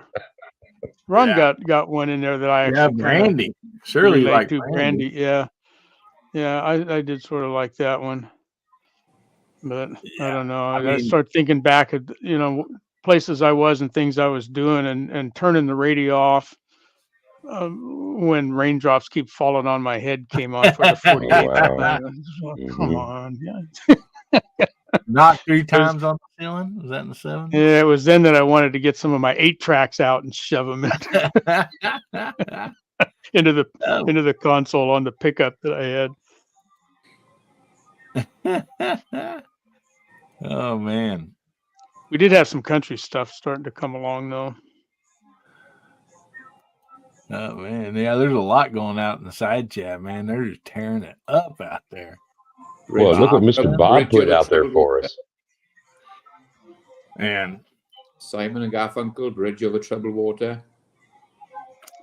Yeah, Charlie Daniels. Thank you. All right. Well, we'll move on over to Mac Man. Oh, I thought we were just throwing them out. I didn't realize we were going to Yeah, come to we me as can well. do that too, actually. Yeah, it don't matter. I don't want anybody to feel left out. So All right. Well, Garage Guy isn't here, so I'm going to represent for Garage Guy and myself. We're talking about the 70s. We're talking about you wanted the best and you got the best. The hottest band in the world, Kiss. Come on, Kiss in the 70s. How big does it get? Yeah. Does it get bigger than that? They were the big number, man. I'm telling you. I'm going to go with Ghost Riders in the Sky with Johnny Cash for 500. Especially when he sung it with Willie Nelson. I'm sorry, that one just that killed me. Yeah, it's easier for me to relate to some of the country stuff. Somebody out in side chat said Charlie Daniels. The devil went down to Georgia. That I can hear that whole thing in my head right now. Yeah, no doubt about Anyway, it. it was Mac's job for the next one. My bad. Do what, Bubba? Yeah. My bad. You're really hard to hear, Bubba. Are you close to the mic? How about Waylon and Willie? Mamas don't let your babies grow up to be cowboys, man. That was that was pretty popular at our barn dances and stuff at that time of year. How about now? Can you hear me now? Yeah, we can hear you now, buddy. I must take it and get from. All right, I forgot it was Macman's turn. That's my beat. Oh, so Mac Man, do you have any more? Another one or something you want to throw out there, or two, or whatever? I chucked 2 or 3 out while Walter was talking, and I'm gone blank again. Sorry, guys. No, you're fine. No, I just want to make sure everybody has, like, I don't feel like anybody got skipped over for sure. So, Bubba. So, This one should be apparent to everybody, and it kind of hurts my heart that nobody listed at least 2 of these songs. But Conway Twitty, Hello Darling, and Kenny Rogers, The Gambler, and Hank Williams Jr., Family Tradition. Oh, thank you. None of y'all Thank you, mentioned Bubba. those, and that hurt my heart on a spiritual level. Matter of fact, you didn't even say the Grand Tour George Jones. That is killing me. Like I said, I got a gigantic list of 70s songs. 60s, there's like 34, maybe 5. 70s, different story. That's when the best countries came out. No wonder we can't hear you. Your mic's off to the side over your shoulder. That ain't over my shoulder. It's front count. You know, all right, guys, we're just gonna talk about this one. And, you know what? That actually works out. I am a triclops, so here we go. There's an eye right there. All right. Yeah, there you go. Yeah, that's how we'll do it. Yeah, Bubba the triclops. He's got his headset over his third eye, so technically it's fine. And we're gonna go on from here. And I'm not doing that. That looks so stupid. All right. Yeah. Garage guy says hi, Bubba. Yeah, no, I saw what he said. I'm being. Ooh, I got one. Take this job and shove it, Johnny Paycheck. Yeah. Who couldn't relate to that one? And when that one came out, man, everybody was singing that one. I kind of like. Yep. I want to list off all the good ones that came out, like all the good country songs that came out, but I really don't want Pat to not be able to say anything. So Pat, please. Well, what we can do, we can call out a few and we can come back, you know. So that's okay. All right, I'll do one more and then it's Pat's turn. All right. You never called me by my name, David Allen Cole. Damn it. And Pat's cussing me. See, that's why I wanted you to go. All you had to do was be like, Bubba, I'm coming. I got it. No. yeah. I would Actually, have a picture taken with David Allen Cole. Yeah. Anyway, yeah, a lot of good country songs came out of there. Man, a whole bunch of them got ate up. Just no Willie Nelson. I only listened to one of his. Alabama came out of that, and there was Dixieland Delight was a really good one that they came out with in '78. Let's see, another one would have been Jerry Reed, Eastbound and Down, Loaded Up and Trucking. You're welcome. I left that one. Folks, Then they had, yep. And I'll holler out another one out there was W.C. McCall out there. Yep, you know which one I'm talking about. I don't even have to say the song on that one. Another one was AC/DC. Mm-hmm. Let There Be Rock. Yes. And that was the old Bon Scott era, right before he died. And man, I used to sing a lot of Bon Scott, and so man, that's one of my favorite eras of AC/DC. So yeah, those are just a couple of my favorites. Awesome. Good stuff, buddy. And I want to interrupt real quick if I can. I want to say howdy to Gizzard out there, coming to us all the way down in Texas. He's probably got him a new cowboy hat with cowboy boots and spurs, and just having him a good little time. And then also we had Guns and Barbecue throw in a super chat. Thank you, buddy. Appreciate that. I don't want to look for your comments.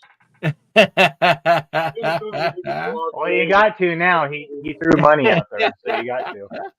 Oh, shit. All right, hold on. Oh, yeah. Guns list one. Oh, yeah, I forgot about that one, yeah.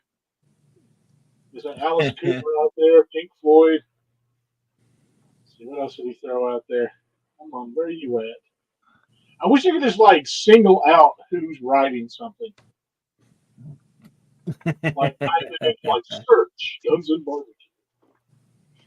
There you go. Duffer come up with one nobody's threw out there, I don't think. Dylan Banjos. That might be an older country song or in the country, but it got popular in the 70s for sure. That was more of an Omen song.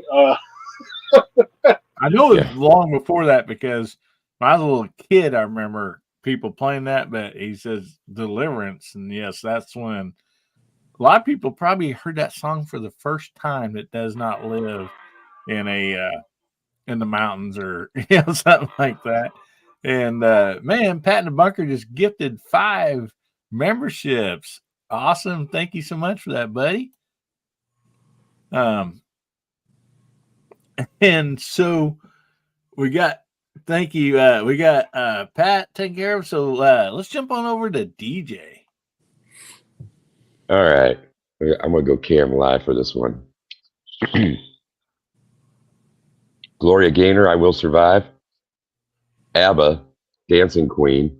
No like jeers, no boos, no nothing going on. I mean, come on. Even the cat is looking at me kind of strange, you know? We already And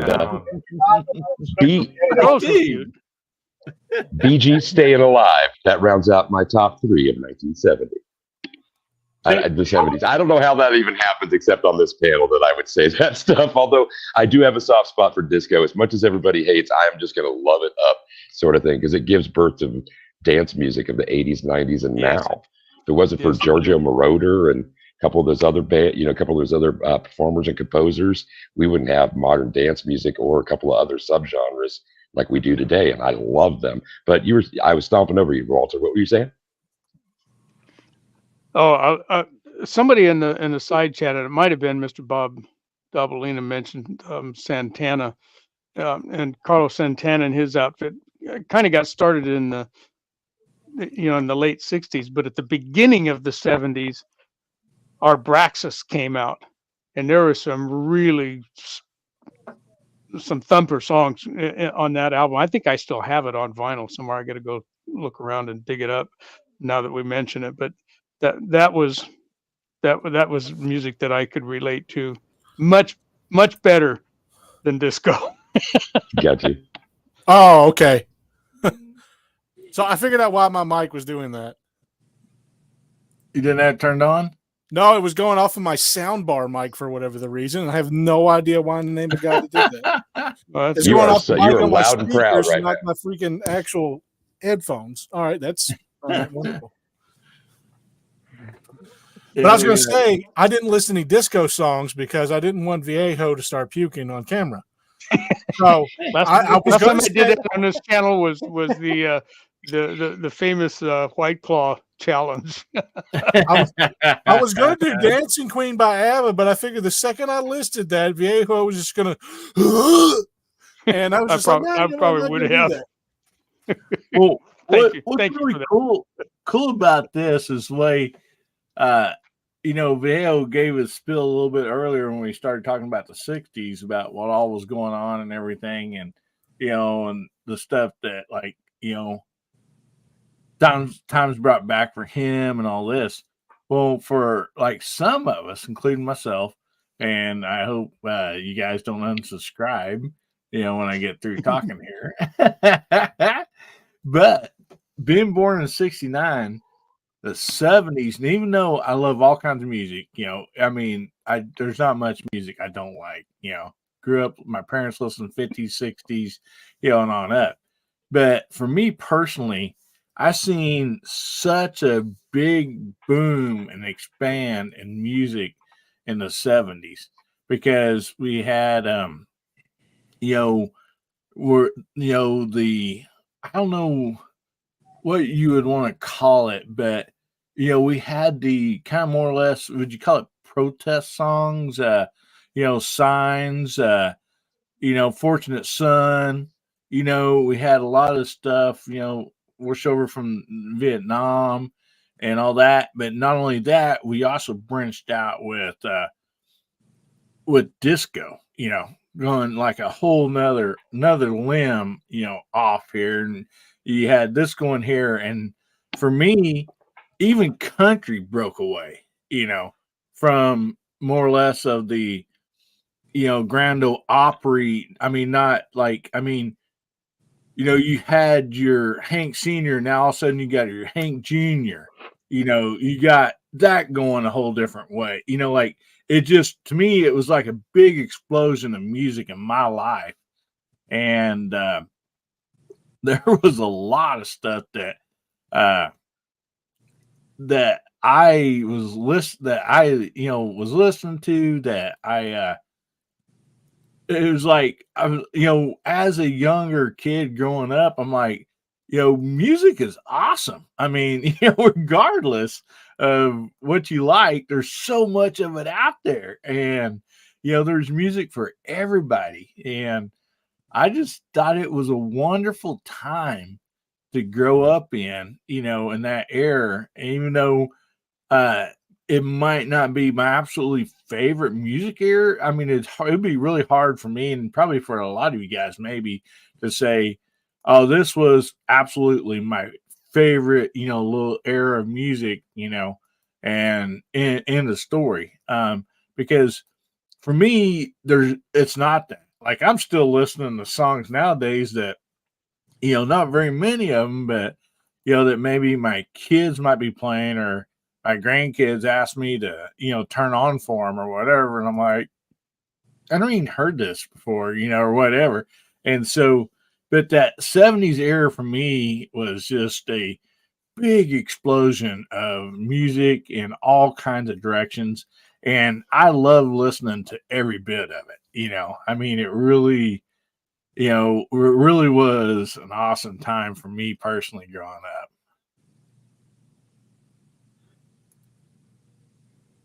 And that's all I got to say about that. All right. Hey, I can agree. Having come up in that era myself, man, it's hard you can't extricate some of those things from our youth. And like the first time we heard a band or a particular song, or the ones like I was mentioning, when you break away from your parents and their style, their record collection kind of thing, and all that was brought to you because of that. And sometimes also the community that you were raised in will have an influence on that. If I've been, growing up down where you are, I'm sure that my musical taste would be a little bit different, hillbilly for sure. All those different experiences I could have had. Hell yeah. Yeah. I mean, yeah, because I mean, I had an uncle that was, younger, more my age, that was into just solely country, your Hank Jr., solid Hank Jr., all that stuff. And then, other family members or friends into this line of music and that line of music, so it was just, for me, it was just oh, uh, like quite the experience. That's So- great. So Pat says he has to go soon. Yeah, me too. So I want to do something for Pat. All right. I want to do something. Alrighty. And I'm going to list some honorable mentions that has not been mentioned so far tonight for the 1970s. And I think Pat will appreciate this. Louisiana Woman, Mississippi Man, Loretta Lynn and Conway Twitty. Together when time we can. Every Which Way But Loose, Eddie Rabbit. I Will Good Always one. Love You, Dolly Parton. Oh yeah, can't forget Dolly. Have You Ever Been Mellow, Olivia Newton-John. Mhm. Come Monday, Jimmy Buffett, may he rest in peace. Yes. Stranger, Yes, Johnny sir. Duncan. Yep. And there's one more. Hold on, I have it here on the list. Where's it at? Mac Davis, Baby Don't Get Hooked on Me. Right on. So there's my honorable mentions for you, Yep. Pat, since you have to leave. Well, Nope. something I forgot those to are all include good in that ones. little deal there, and I can't believe it because it's in my mind, on my mind the whole time. The CB radio songs, and I seen out there in the side chat some people talking about that, but that was another explosion that, like, a Yep. whole different avenue. And so, I mean, I don't know. I was probably 8 years old, 10, whatever, wearing a T-shirt at the time, going to school saying, come on back to me, teddy bear, or whatever, the case might be. That I is want to be a sad trucker when I song. grow up, or whatever, That is a That was sad, me. sad song. White Line Fever. Yep. No Yep. doubt. Oh, good one. Good one. Yeah. wait. Definitely. Wait, I've got one more for you. I got one more for you, Pat. And this one I don't think anybody really knows all that well. Gary Stewart, she's acting single, I'm drinking doubles. Yep. Been there, done that. Oh my goodness. But anyway, anytime we fellas, have a I White gotta Claw, we're drinking doubles. Get that taste out of our mouth. probably. But anyway, fellas, I got to jump out. If it's not raining tomorrow, I'm planting. So anyway, thanks for having me on the panel. It was a great side chat tonight. I enjoyed the music a bit tonight and everything. Mac Man, Viejo, Rock, Bubba Triclops, and Hillbilly. Thank y'all for having me on tonight. I appreciate it. And I'll say it again, the side chat out there, it was rocking tonight. And so yeah, y'all have a good one. And I'm out. Stay safe, carry your weapon. Good night, y'all. All right, buddy. We'll see you later. Oh my God. Why did I forget this one? John Denver, Take Me Home, Country Roads. Take me home, country Oh roads. man, How did I forget that one? I'm with you. I forgot about that one too. That's another good one. Oh, And guys, I'm going to check out here as well. I got no excuse other than the fact that I'm an old man. I got to go to bed pretty soon. Well, do you have anything coming up besides water and bread while you're in jail, or? I don't know. We'll have to see how this strike goes. The Rumble channel will keep up with its usual thing. If the strike appeal gets granted, then we'll have the next edition of the 45 ACP series come out Monday. So I still haven't heard from YouTube. The appeal is still pending. So we'll have to see how that goes. But other than that, I got some range time coming up. Getting that new RPR and 22 mag kind of got me fired up for rimfire. So I got a couple of 17 HMRs I'm going to take out to the range this week and shoot them. I got all kinds of ammo stashed for that one, and I haven't shot it. And I got two of them. I haven't shot either one of them in like 4 years. So I need to get those out, and shake the spiders out of them and go shoot. So I'm going to go do that this week too. I got casting to get done, and I'm going to start doing some casting videos here shortly on the Rumble channel. So that's kind of what I got going on personally. And then Friday night we'll be in with the Georgia Shooting Connection, and hopefully if I'm invited to come back and I'm able, we'll be right here next Saturday night again for Guns, Beer, and Therapy. Well, good to have you, buddy. Hope they let you out real soon, buddy. So yeah, send me a cake with a file in it. I do appreciate the invitation to be here. It's good to see everybody on the side chat, and we'll catch you on the next go around. Good night, guys. We'll see you, brother. Go Thanks easy, for man. being here. Oh man. Me too as well, Hilby. I think I need to go to bed. Okay.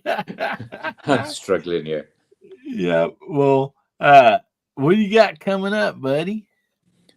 Just got my show coming up Monday night as normal, 6 o'clock Arizona, 9 o'clock Eastern. We'll do a little bit of reloading and talking on there. I'm just sort of tied up with work at the moment, trying to get this next truck up and going. So we're going to be tied up for the next 5 or 6 weeks, getting everything ready to get him on the road. So probably not going to be putting too much out there. I'll try and get some stuff out there, but just work's got to come first at the moment. So, but great side chat tonight. Good to see you all, guys. And I really appreciate the invitation. And we will catch you on the next one. Well, thanks for being here, buddy. I appreciate it very much. And come back and join us. With less beer in me next time. MacMan's channel and get subscribed. Great stuff over there. That's great. So, thank you, guys. Good night, everyone. Thanks a lot. We'll see you. Oh man. Also, do you guys know if Foss is doing an overnight show? He is. It's scheduled. It's up on the list already there. All right, and look, we got Ron Wayne jump in. Hey, buddy, how you doing? Yeah, it's time for the Late Late Show with Hillbilly Up. Right? Da, da, da, da, da, da, da, da. DJ Bubba, how you doing? Well, you know what we're doing? Side chat, rocking and rolling. Look at it. For sure. Oh man.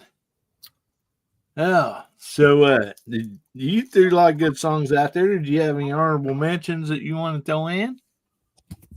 Oh, I like all rock. I'm not like Miss Wayne though. She listens to all the country stuff, and I mean all the country.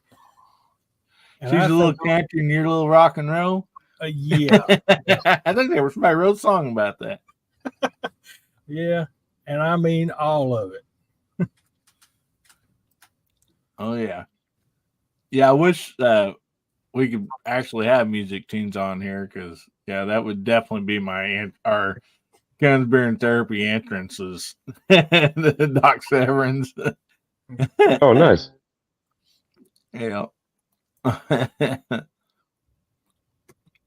So, Bubba, DJ, did you guys have any others? So we covered the 60s and 70s tonight. Any other honorable mentions or anything, or bands in that era? Willie Nelson. Wow. And you know, Bubba, I just saw that performed live by the man himself just the other night. Willie played a show in Lincoln, Nebraska at the Pinewood Bowl. And at age 91, you absolutely knew it was his voice. You knew it was him strumming on trigger. It was a really good time. And I would encourage everybody, the man is a national treasure as a musician. Mm-hmm. And if you have a chance, even if you don't like country music, to be able to say, yeah, I saw him perform kind of thing, it's most definitely worth it. He tends to make sure that venues do not gouge for ticket prices. I don't know what dates are left on the tour, but at least give it some consideration if he's swinging through where you guys live, wherever that may be. Man, can you imagine still touring at 91? No. I can't even imagine doing it at 51 or 61, 71, 81. I mean, to push that many decades past that which the average musician is able to contribute, and for him to have been active for all of those decades, there was no laying back. All the activity he had all the way up to the IRS hassles and everything that he did during that, following that, being one of the founding members of Farm Aid, so much influence and so many, the tens of thousands of hours that he has provided musical enjoyment for people just live from the stage, let alone all the albums released over time and any other performances that he gave. So on a day-to-day basis, I'm not that big a Willie Nelson fan. But when he draws near kind of thing, or somebody brings him to mind, yeah, you have to give the man props. That's mad respect for him. Is he still playing the same guitar though? Yeah, Trigger. Awesome. Could be no other. Yeah, it's Trigger too. You absolutely know it's that guitar. That song, whether it's recorded, doesn't matter where it was recorded, live, you hear that and you know it. And he's had the same luthier now for decades and decades, and he's the only one that touches it other than anybody, associated with road crew kind of thing. But yeah, that he has logged all of the work that he's done for decades now on that guitar. And it best be in the Smithsonian, like post haste. I don't even think any other Hall of Fame doesn't really deserve it kind of thing, compared to being able to have the nation be able to view that in the Capitol and our most prestigious museum. Yeah, Mr. Bob comes out there and says, "I'll never smoke weed with Willie again." That's a good song too. Yeah, I heard somebody a long time ago. We said something about Willie Nelson, and I never thought about this, and then it didn't really click in my head till I got older, a little older, started playing a little music. They called him the offbeat man. I didn't understand it, and his singing, like he starts like on his lyrics, it's like in between a beat, whatever, like it's its own style, and yeah, he made that style. Oh yeah.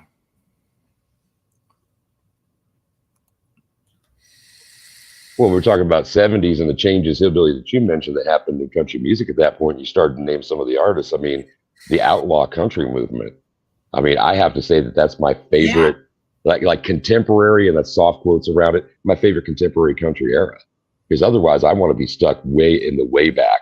I want the original High Lonesomes. I want what we called country and western back then, sort of thing. And yeah, but the outlaw era, that sure is a fun one. Continues through today as well. A lot of other artists. Oh yeah. I mentioned it before, but my favorite song by Willie is "Ghost Riders in the Sky" when he sung it with Johnny Cash. That is still, no doubt, hands down, my favorite song with Willie and Johnny. And they sing a lot of different songs together. That is by far my favorite. Oh wow, that's awesome.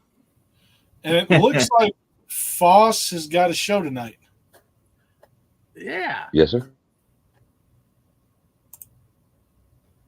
And Mr. Bob says Keith Richards worries about what kind of world he's leaving behind for Willie. Yeah. I just realized what he said. Yeah. Keith Richards, he's up there in age. Yeah, Ozzy said he's got a daughter named after the song Amanda. That's so cool.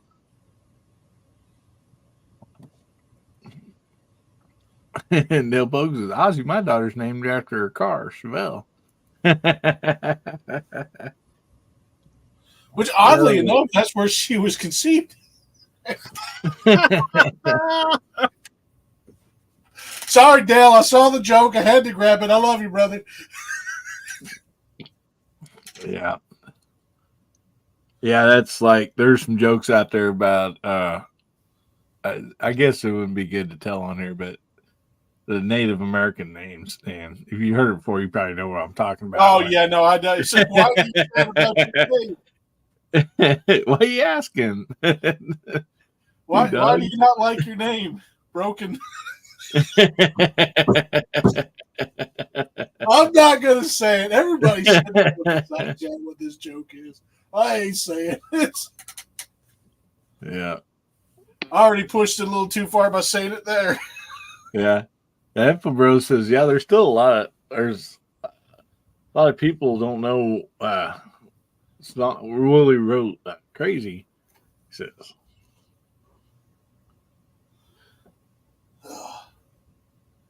Was that Crazy by Patsy Cline or Ozzy? Yep. Crazy Train? Well, and he wrote Hello Walls. Farron Young did that. Original Good Hearted Woman. He and Waylon wrote that. Yeah, he's like, there's some couple of George Jones songs I think that he wrote. That's another one of those things. And good point. Thanks for bringing that out, Info Bros. Absolutely. There's some songs out there that hover just beyond people's understanding or consciousness that a lot of different people wrote, kind of thing. And somebody else earlier in the chat mentioned one of my favorite session musicians of all time, Carol Kay. Like, I don't remember who that was, but she was a bass player in the 60s, 70s. She has played on hundreds of artists' albums. One of those unsung heroes or heroines, I guess, because she's a chick kind of thing, going on in studio play and popular music in those decades. An incredible performer. And a lot of people don't realize how much Willie gave to other song singers and stuff like that. He wrote songs for several people. Oh, yeah. And, like, just did it just to do it. Like, they would get in a rut, and he would just write them a song. They was like, all right, let's do this. And they all end up being gigantic hits.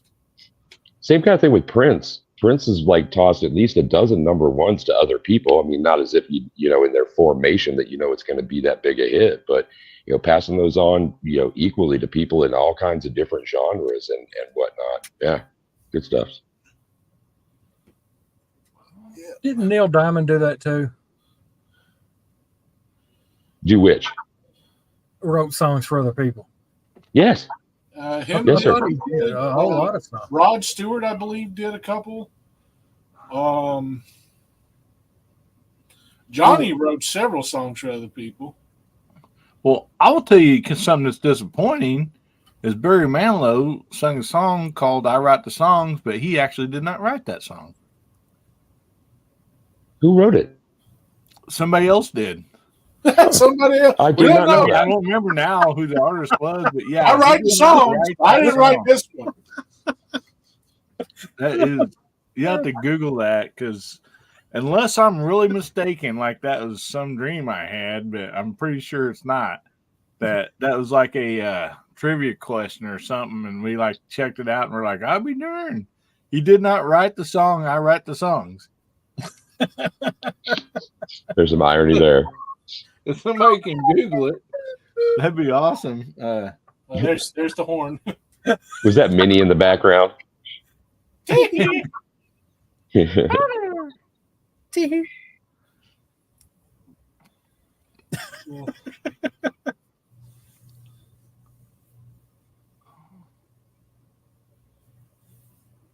Billy Joel, yeah. I thought Billy Joel was a good songwriter myself personally. I do like too. Billy Joel songs. Yeah, Chris Christopherson, another good one. Well, yeah, I don't know if anybody's mentioned that. Yeah, John Rich wrote a lot of songs that you don't have a clue that he wrote. That is very true, Tim. Matter of fact, him and that girl, she had that song. It's kind of Redneck Woman. I can't remember her name. Gretchen Wilson. Yeah, Gretchen Wilson. Well, that's how they met. Was she was a songwriter too? I mean, and John Rich he wrote songs, and they like I think they did a lot of like songwriting together for other people too. But if I remember correctly, Chris Stapleton. Yeah, I forgot all about Chris Stapleton. Doggone it. True. And there's another artist across different genres because he wrote one that Adele did, and Alison Krauss. I mean, like there's a bunch of them out there. Fluffy, good point to make, man. Good point to make. Yeah. Alison Krauss, she sung that song with was it Brad Paisley, that Whiskey Lullaby? God, I love that song. Yeah. I got to see, believe it or not, our theme park down here, Solar City, they have like a little amphitheater there. You know, it holds maybe 3,000 people, 2,500. I don't know if it even holds that much. They, on the weekends, on the evening, they'd have a band in there. And believe it or not, they had booked Alison Krauss before she like come out with like a big song. So when she came there, she already had like this big, hit out, and like people were piling in there, just to watch her. And Well, and we were talking about 70s greats, and one of the greatest vocal performers of the 70s was Robert Plant, and Robert and Allison are touring. I'm going to go see them with my best high school friend later on this year. So, wow. Two formidable voices. Yeah, saying. Check that tour out, too. There's so many great tours this year, and after we all had to go through the Coco delay in a lot of bands or the resources getting out there, now everybody's returned to normal. So, well, G-Web's asked, do y'all consider bluegrass a subset of country or what? Well, here growing up in the hills, and maybe like Ron and some other people, I don't know, Bubba or whatever, but from what I kind of understand, like listening, like from my parents or my great grandparents, and when I was little, like kind of, I think if they were here to say something, they would say bluegrass was the starter country. So I might be mistaken, but I think, that was like the backbone of country. Would that be maybe right to say? I don't know. No, yeah, I agree. Bluegrass has been around for a long time. See, well, I think the split. Go ahead. No, please, Bubba, you. So in my honest opinion, I believe bluegrass was the bridge between gospel music and country music, and that pretty much created, from those two genres, created country music, is what I think it was. They're just the predecessors, gospel music and bluegrass being two separate genres that basically did the same thing, because most bluegrass at its core has been some type of gospel, but then gospel music was more of a monotone, same, just piano and organs and stuff like that. Bluegrass incorporated most of the words for gospel music and put it into what it is today. And then bluegrass and gospel music pretty much merged together and created country music. That's where I think it comes from. I think it's the predecessor to country is bluegrass and gospel. Then again, most music has been either a derivative of classical to a derivative of some type of religious belief is where most music has come from. And it comes from the phrase in the Bible that says, make a joyful noise unto the Lord. So I think all of that created those two genres, which in turn together created country. That's just me.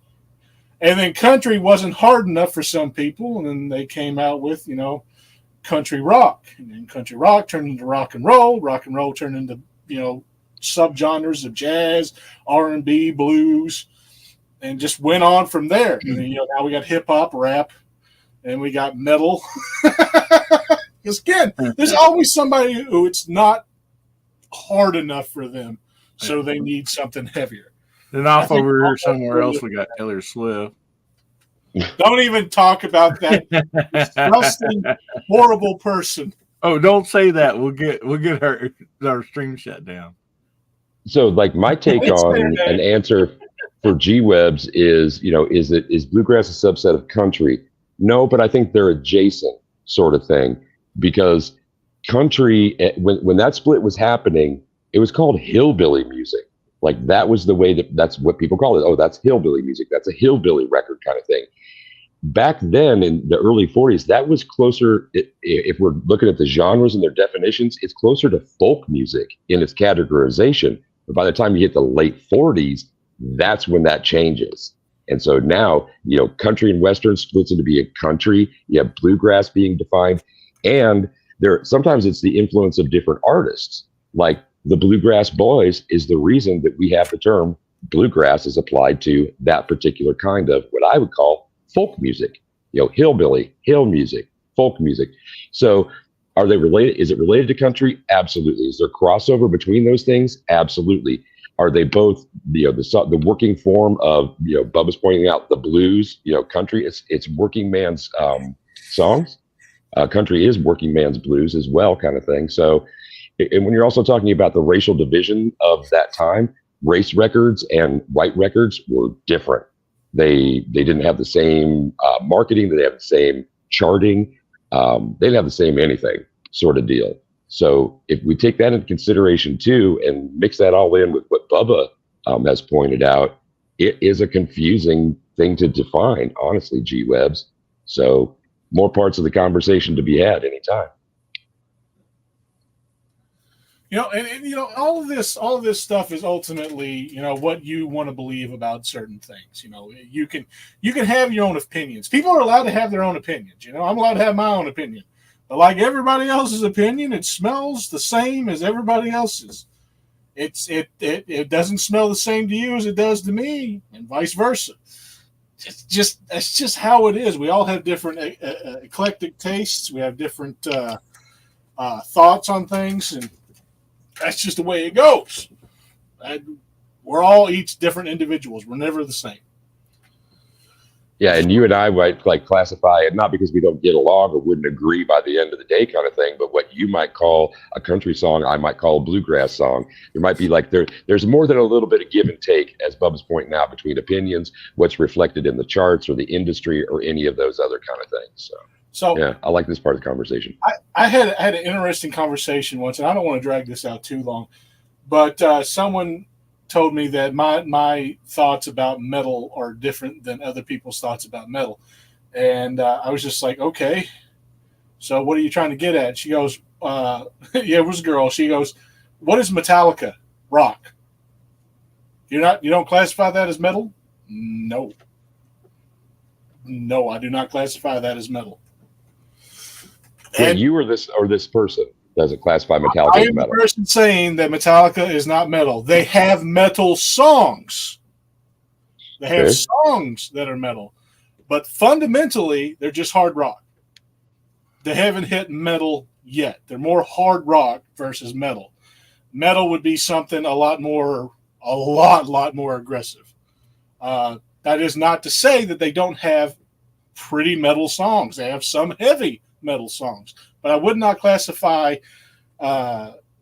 Metallica as just metal because they have softer songs. They have Nothing Else Matters. If someone was to tell me that Nothing Else Matters is a metal song, we're going to fight. I'm sorry. We're going to fight. Nothing Else Matters is a ballad, therefore cannot be metal. Now, there are metal ballads, but that is not one of them. There's no progressive instrument use in it. There's nothing like that. There's no thrash in it. Nothing. It's a somber. It's meant to be a somber song. One is the closest one to the transition from a ballad into a metal song. That's my breaking point right there. When they start off for one, and then they start kicking in. Kirk Hammond starts going ham. Now it's metal. When the guitarists and the drummers are going ham, metal. If they're not, it's not metal. And that's just me. Yeah, but you can say the same thing like for, say, just a good solid rock band has some like slow songs or love ballads. Now you can't say, well, they're rock, but when they're singing this, they're kind of more country. Right, but they have an influx of an imbalance of different songs, is what I'm saying. So I can't classify them as a specific genre. I can't do that. Like my mind will not allow that. Yeah, I'm surprised that I haven't. I'm surprised I haven't seen Abby out there saying anything, because she will like pick apart any opinion that you might have about what genre something goes in when it comes to hard and heavy and metal and all those things. She has got some vocabulary there. So in deference to Abby, like metal definitions and subcategorizations, I give it up to her. There's way too much work involved in that. Too much heavy lifting. She's done most of it. So Slipknot's another example. Corey Taylor has one of the most interesting singing abilities I have ever seen in my entire life, because that man can go straight from just screaming his lungs out into an operatic voice and not miss a beat. And Snuff, one of my favorite songs by him, has proven that. He has the acoustic version, and then he has his original version, which literally transcends each one of the different individual levels of soft rock all the way up until it's a metal song. And he has that vocal range. It's the same basic principle to me, and that's just me.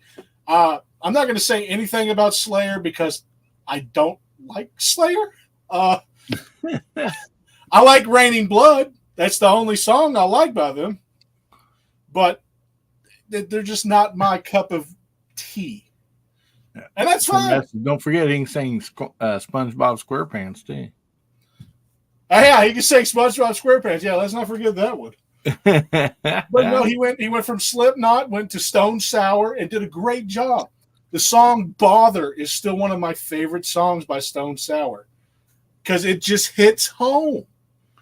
And when you can hit people who don't like your original genres and hit them with their own genre and sing in that tone, that's just something magical to me. I'm sorry. I like that. There's no getting around it. It's, somebody that can go from hello, darling, and then into I'm sorry. If you can hit all home fronts, I cannot classify you as one genre. Yeah. Because you're not one genre. You're multiple things. It's like labeling somebody as like, okay, oh, he's a country boy. Yeah, but Bubba might be a country boy. Bubba likes a lot of Japanese things. Bubba likes a lot of stuff that people are just like, I did not expect that from you. Yeah. I didn't expect Bubba to sit there and read 24/7 whenever he ain't got anything else to do. And people freak out when they come up on me. I'm sitting there just reading the book, right? I'll be at work. They walk up like, you can read? So I'm trying to get through grade 6. Leave me alone. I tell you, the other thing that freaks people out is when you see a hillbilly like me. No offense, Mike. When you see a Bubba like me, I'll just say that. When you see a Bubba like me, and the guy can speak 12 different languages almost fluently and almost perfectly homophonic, and say words like homophonic, and know what they mean, it throws people off. But then again, we are not always what we look like. No doubt. You know, Don't judge the manga without by its cover, kind of thing. And that, that's just my thought on it. Yep. Oh man. So anyway, does anybody else have anything before we tell all these good folks good night? Let's go ahead and do this first. Let's bring this up. Just so people do not forget that this is coming up after. I am gravely disappointed. Once again, you have made me unleash my dogs of war. Howdy, everybody. How y'all doing? There has been too much violence, too much pain. But I have an honorable compromise. Just come join us. Saturday nights, 11 p.m. Pacific, 1 a.m. Sunday metric. Just join us, and there will be an end to the horror. Just join us. Yes, guys. So don't forget, 1 o'clock Central for me. We have the Mouse overnight Mouse Party, DM Foss. And so make sure you go check him out. Show him some love there.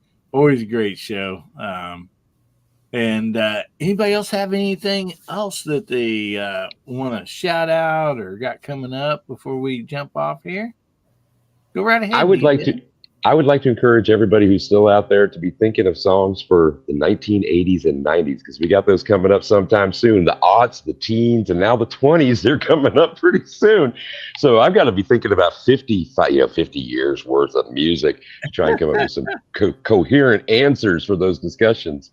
But no, I've had a good time as always. Thanks for hosting Hillbilly. Have a great time every Saturday that I'm able to participate.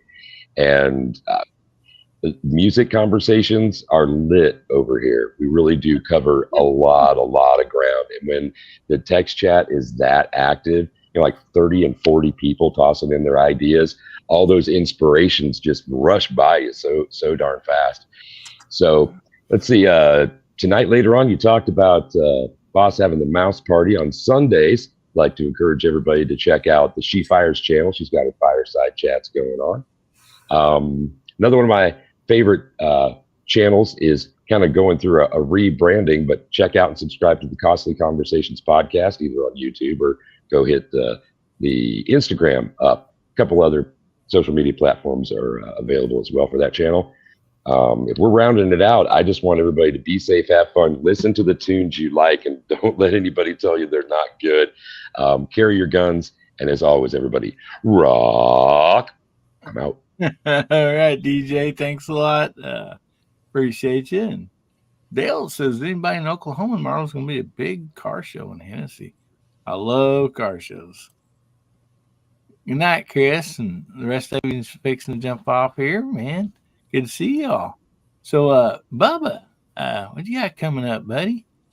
So I have decided to do a new project, something that I can do if I can't get to the range, and something I'm probably going to do a couple part series with, since I never really have time, and there's always something to do at my house in the summer when I'm off.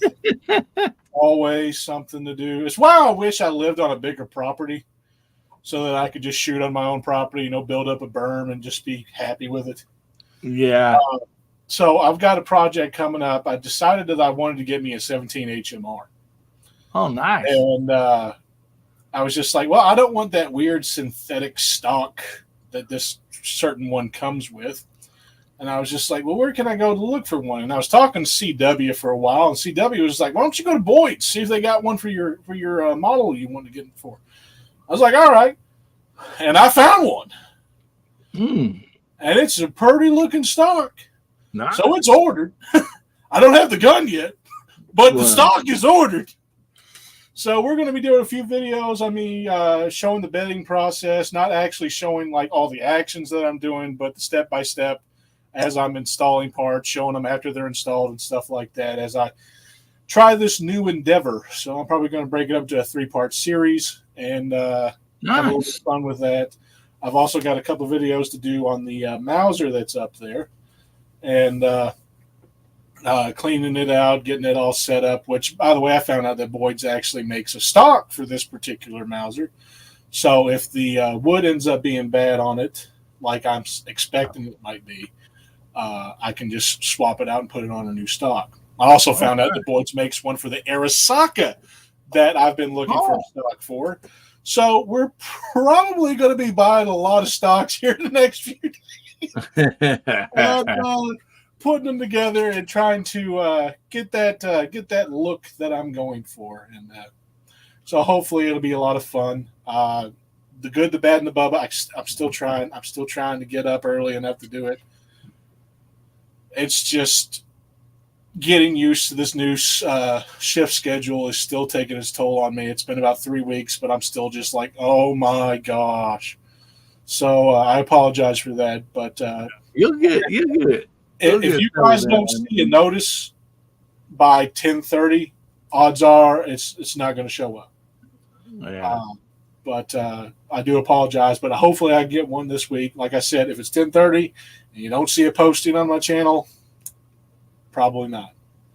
Well, we hope we can get that done. Get back to that pretty soon. I love watching guns. Shit, I say it every time. The good, the bad, the bubba. That was quarter, don't I? That's all good, brother. But other than that, guys, stay safe, stay armed, stay 2-way strong. Have a fantastic week. And keep getting that. Well, thank you so much, Bubba, for being on here. Appreciate you. And so, Ron, what you got coming up, brother? It sounds like Bubba's got some cool stuff going on there. I'm transfixed with his content he's got coming up. This is going to be great. Yeah, but usual stuff for me. Sunday range day tomorrow night at 8:30 Eastern Standard. We got the Bear Creek 201. Yeah, nice. Yeah, going to be an interesting Sunday range day. Might change people's minds about that rifle, I do believe, but. That and the optic from Bear Creek, we ran it today or yesterday. So missed a lot of your show. Sorry about that. my life's been crazy here lately. So still enjoying it. Still making my day better by doing this, brother. We appreciate you. Awesome. Thank you for having me. I appreciate you so much. Well, thank you so much. Yeah, that's great. Looking forward to Sunday range day and your members chat too tomorrow night. And guys, go check out DJ Bubba Triclops Ballistic and Ron Wayne, and go and subscribe to their channel if you're not. And we just want to thank everybody in the side chat, and I want to thank everybody in the panel also for being here tonight. Couldn't do it at all without you guys. You guys are just totally awesome. You guys make my week better, every week by showing up here and just having a good time. Never know what we're going to be talking about, but hey, that's just part of it. We just kind of roll with the wind and try to have fun time, and we sure appreciate you guys, each and every one of you. And I want to leave you all with this. Remember, God, family, and country, and make somebody's day better, will you? And if the good Lord's willing, the creeks don't rise. We'll be seeing you all again. Everybody say good night.